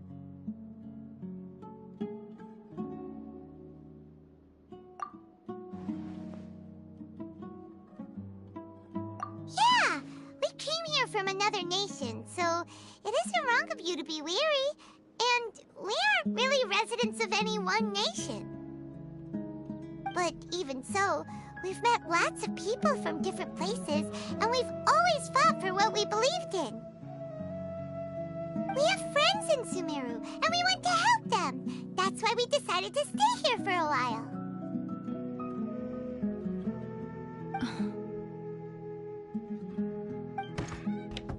I want to trust you. My apologies for posing my questions like that. To be honest, I didn't expect you to come back for more information. Alhaitham told us you have your reasons. It's okay. We understand. The fact is that only one side of my family is desert folk. I don't really fit in anywhere in Sumeru. Some believe in the Dendro Archon, while others believe in the Scarlet King. I don't belong to either side, and neither side would want me. Speaking of which, the Radicals mentioned that they despise traitors.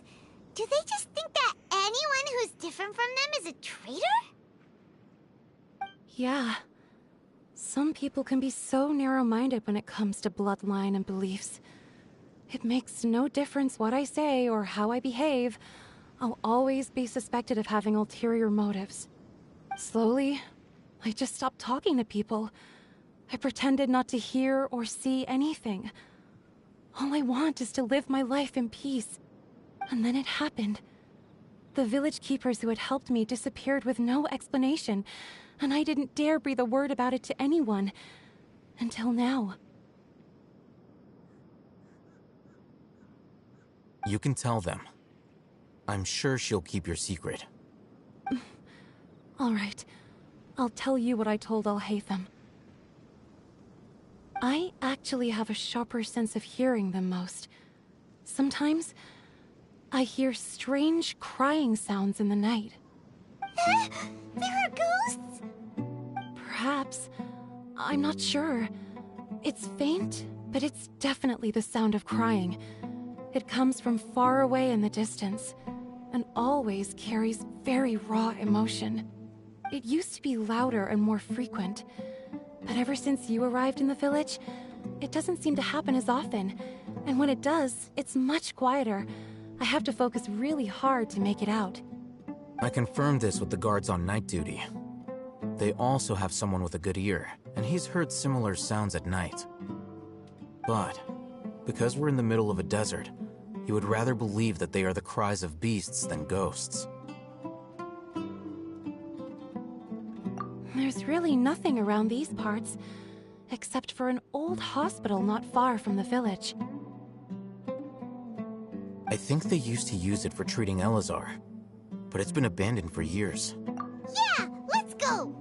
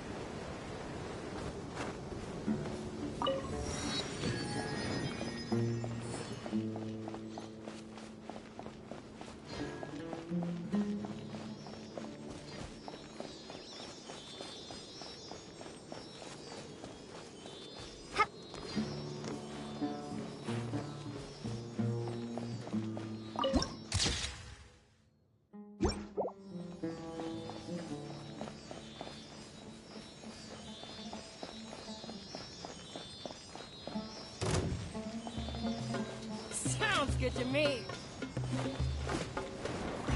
Propagate! By royal decree, judgment! Yeah. What a nuisance. Yeah. Punishment. You can't run.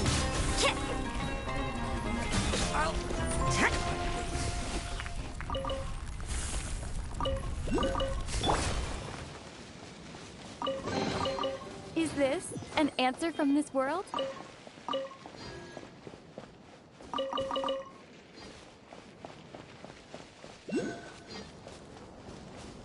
Oh, is this the place? It's in terrible shape, and there's sand everywhere. Empty and forgotten. An ideal place to hide people. Judgment.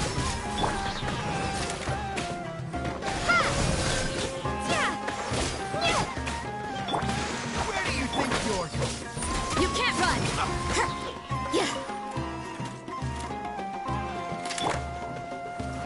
Propagate! Rest and rebuild!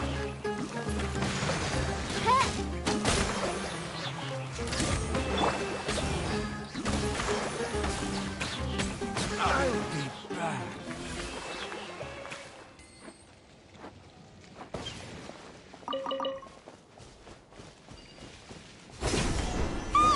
Monsters!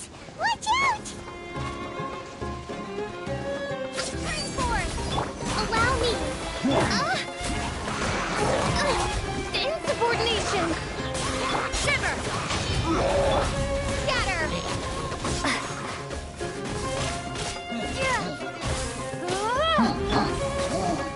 Yeah!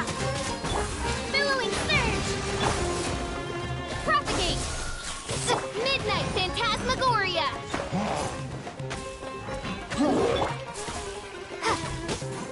Scatter! You can't run.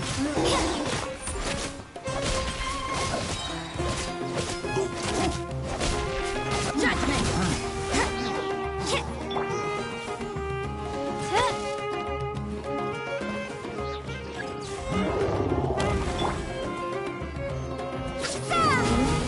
Hold the line!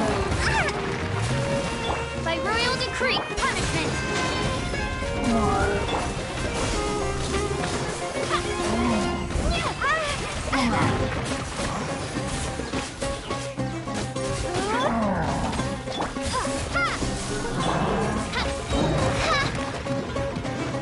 Shadow Raven, let night fall! You can't run. Torrent, bring refuge! Propagate! Terminate!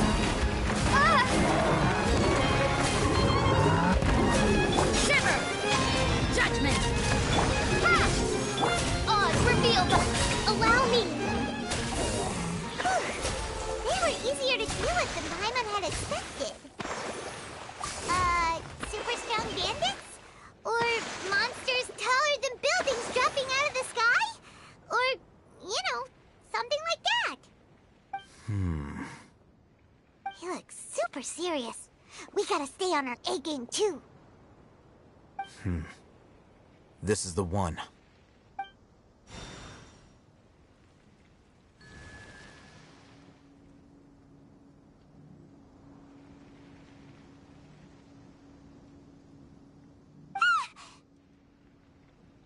Let's go in and take a look.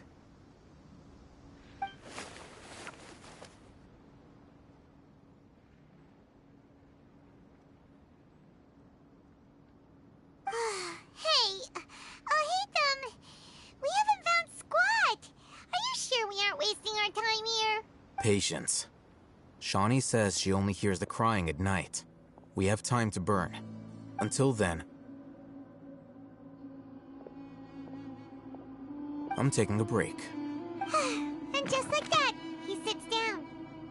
Wait, he even brought a book to read? What are you reading? Let Paimon see. Okay, sure. Huh?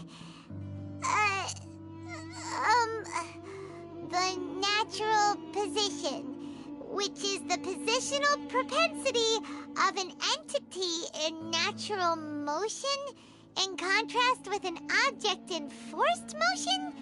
Huh?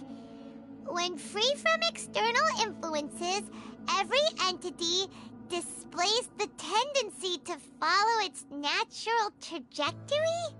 So, you got that? Oh, Paimon gives up. You keep reading your book. See ya!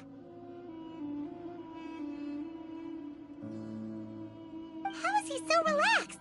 Look at him, reading an impossible book in a creepy place like this. Hey! Paimon's your Teyvat travel guide. Paimon knows plenty of useful stuff already. And anyway, is that Paimon's fault that the books people read in Sumeru are so complicated?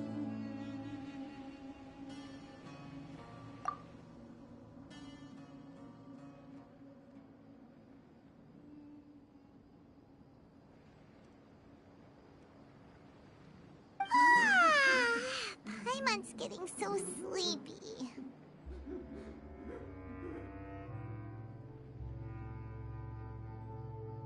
Huh? What was that sound? There it is. It's coming from that direction.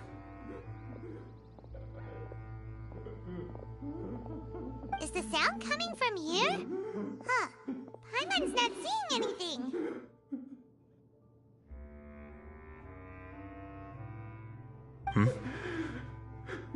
It's from below. But there's no way we can get down there. Something is off about the interior here.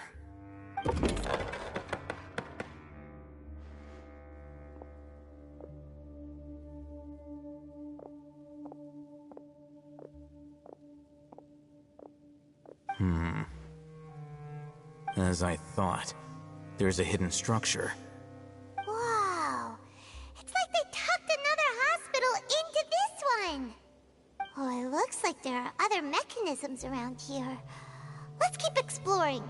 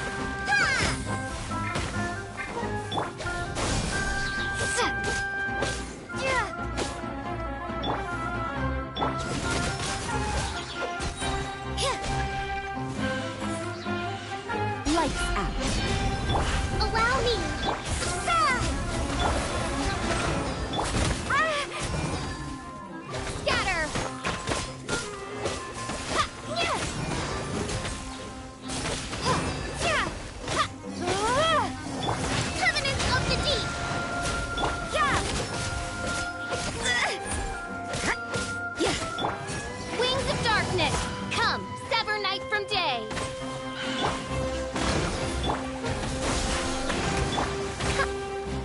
You can't run!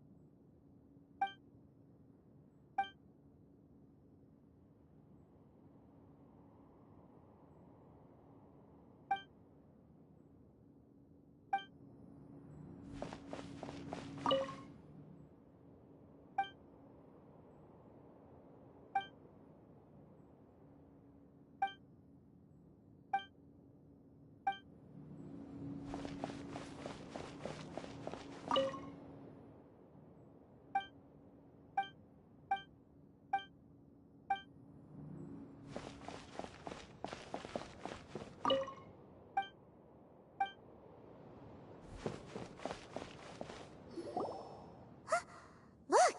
There's someone over there! Good idea. Let's approach him slowly without alarming him.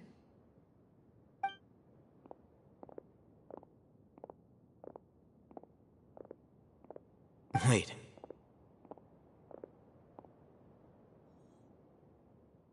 You're...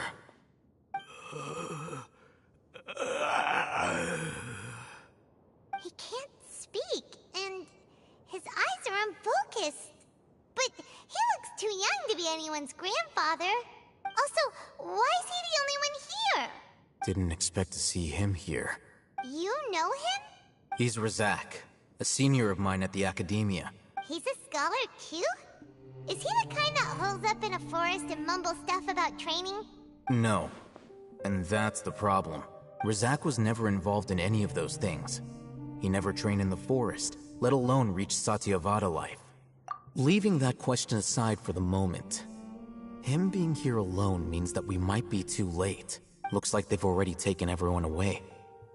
For whatever reason, they left Razak here. Perhaps they simply didn't have time to come back for him. There are drag marks on the ground. They're clearer by the doorway. Someone was forcefully drawing a cart that was loaded with something heavy. Loaded with people? That is one possibility. It looks like they were in a hurry, as if they were afraid of being caught. In their haste, they failed to notice Razak hiding in a corner. The symptoms are identical. Looks like we found living proof. Huh? Why do you say that? Allow me to jog your memory. Recall your time at Port Ormos. Don't you think his symptoms look familiar?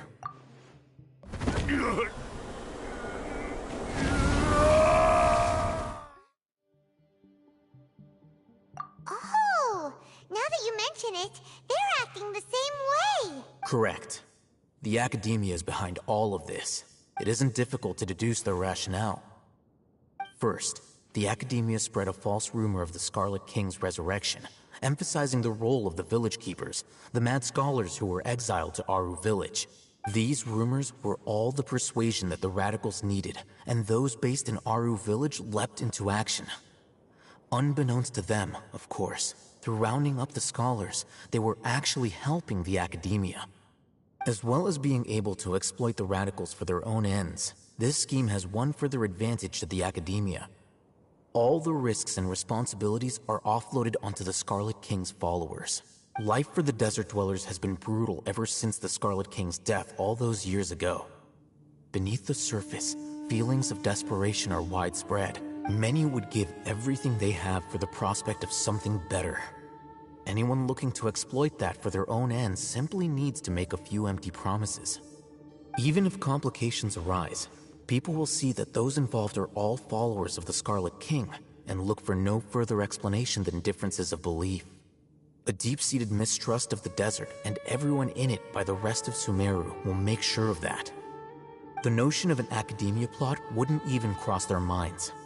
It may seem like a simple strategy, but it is able to work wonders under Sumeru's current circumstances. Oh, that makes a lot of sense. It's in line with the village chief's theory, too. But there's still one very important question. Wasn't it the academia that brought the scholars to Aru Village in the first place? Why does it want them back now? Throughout this process, one thing has changed. The scholars' identity. First, they were scholars. Then, they became lunatics. After that, they were exiles. And finally, they become missing persons. An exile is still patently a living, breathing human being. But when someone becomes a missing person, that is brought into question.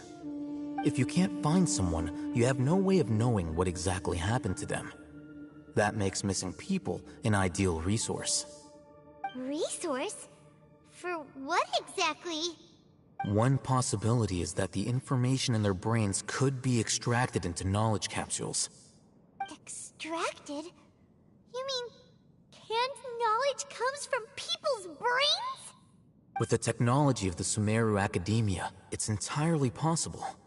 Perhaps the process caused them great suffering, which is why they cry out in the dead of night, when no one is watching them. So, the human brain... Nope, nah, Paimon doesn't want to think about this. I'm the Academia scribe, after all. I'm familiar with their projects. Anyway, judging by Razak's state, the contents of a divine knowledge capsule were extracted from his mind. But something went wrong in the process. Or perhaps his curiosity got the better of him, and he used such a capsule for himself. Paimon's a little confused. Can they just use anyone's brain?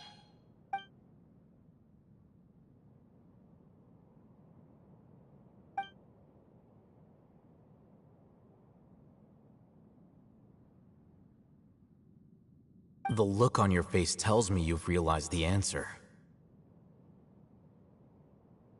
That's right. To some scholars, gaining knowledge about the gods is their entire life's pursuit. Extracting canned knowledge is just one of the extreme measures they turn to.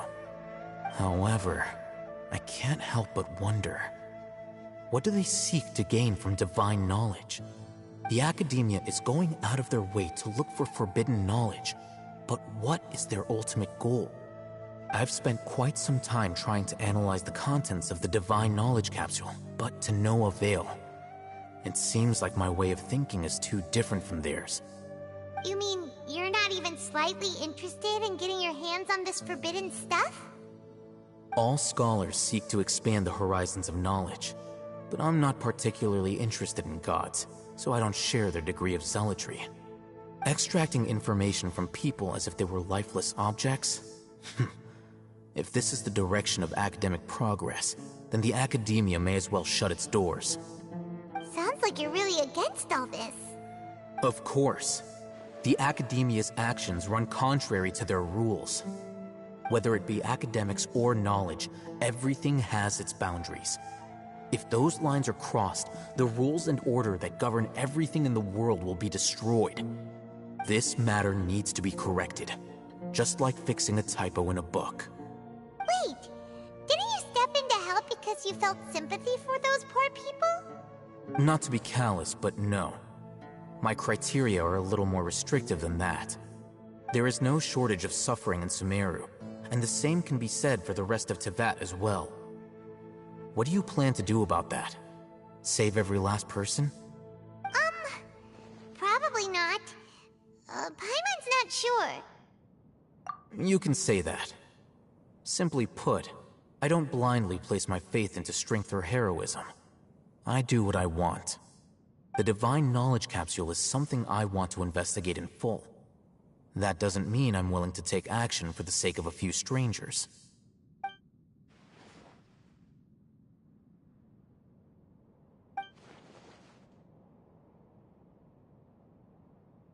Paimon's been wanting to say this for a while.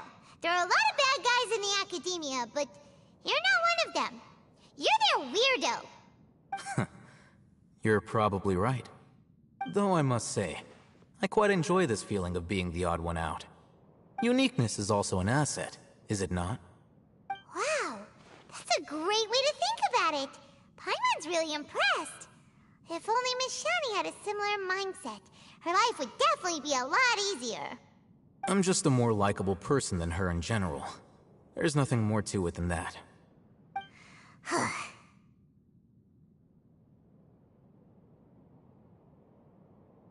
He won't last long if we leave him here. Let's take him with us. We'll work out our next step after we return to Aru Village.